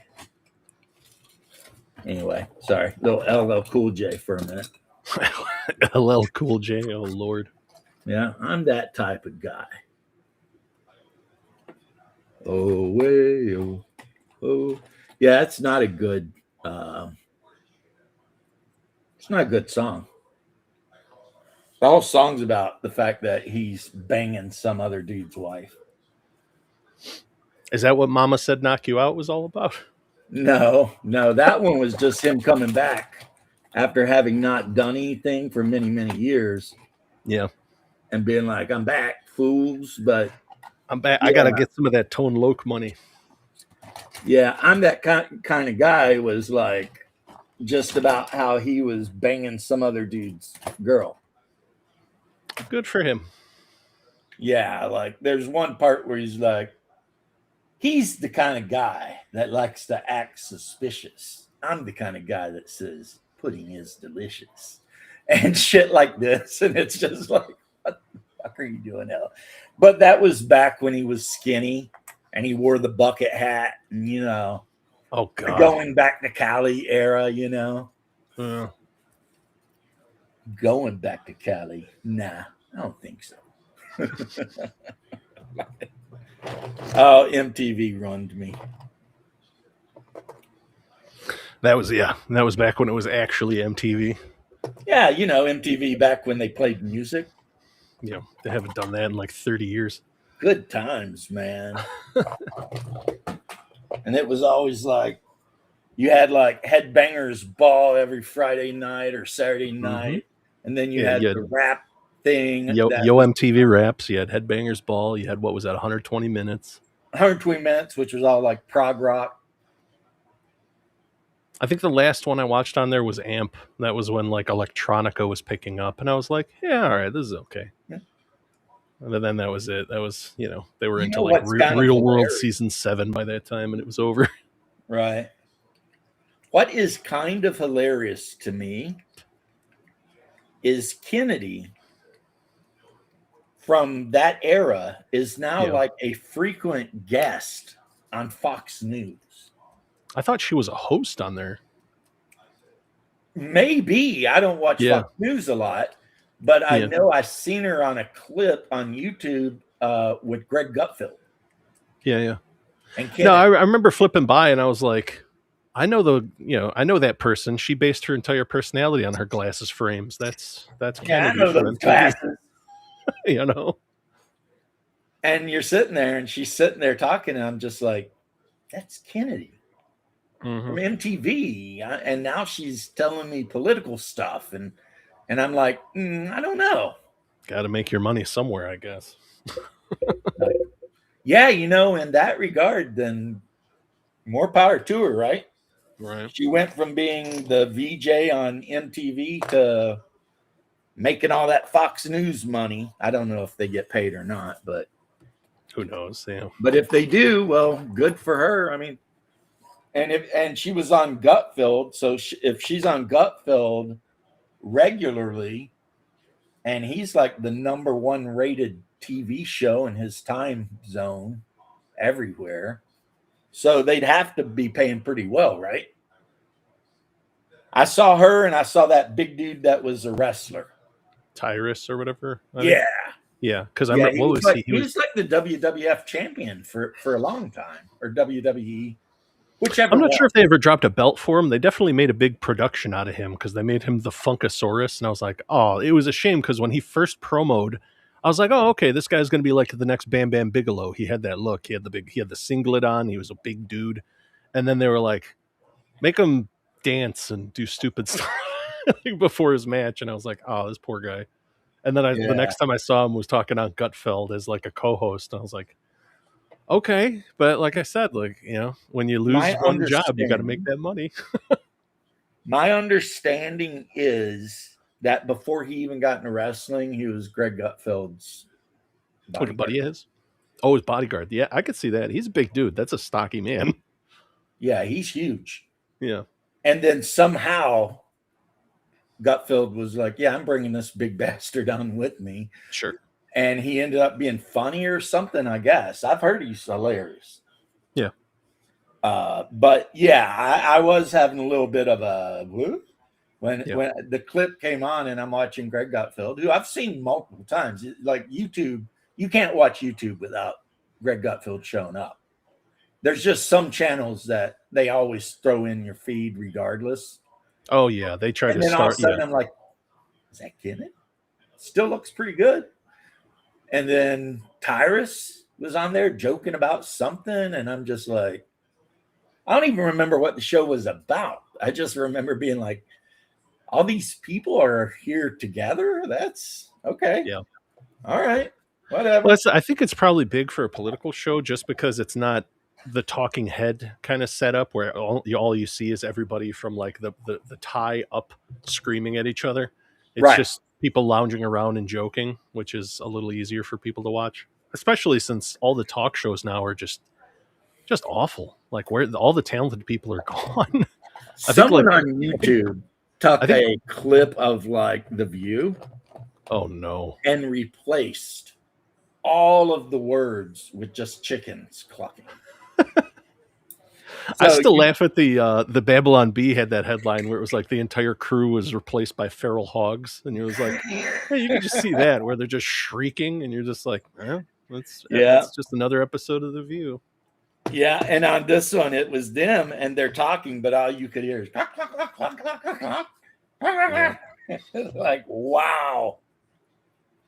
Well, that's the interesting thing. You watch some of these shows, and it's just like, whenever the host immediately jumps, like they'll ask a question, and if the guy gets 3 words out and they immediately start talking over him, you know that it's not a question, it's not a discussion. It's just, you're bad, you need to die, you're wrong, have a good day. And you're like, oh, all right, that wasn't a conversation. I don't know why I would waste my time watching it. So because I am a huge Norm Macdonald fan, actually looked up the clip when Norm Macdonald was on The View. Oh my God. And he was talking this shit. And like Barbara Waters, blah, blah, blah, blah. She's like, but Norm, how are you ever going to get a woman to marry you? And Norm, straight face of shit, said, well, you see, Barbara, I have a lot of money. And it was, and like everybody was just like, and it was Norm norming out. So he was getting a little bit risque and talking some mad shit, man.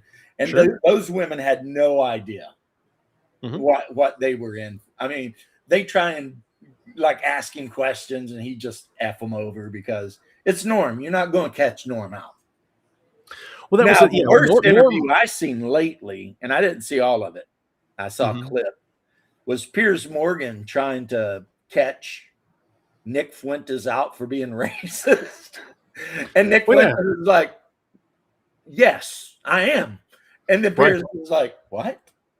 And Nick Fuentes is like, "Yes, I am racist." And Right. Piers Morgan's like, "But," and then he'd show a clip from Nick Fuentes' show, and he'd be like, "See, on this date, you said that." Nick Fuentes would be like, "Yeah, I did." Yeah, he And was Piers would like, be like, "Do you stand correct. by that?" And Nick would be like, "Yes, 100%." And then it was Right. like, "What are you doing?" Right. He's Well, because already he's let you know he used to does people not being say stupid enough shit. to like, yes, you can have rope to help to hang me with. And it's like, no, if as long as I just say, no, I stick by what I said, then Piers Morgan's like his whole pearl clutching act is like, well, there it goes, it's down the toilet.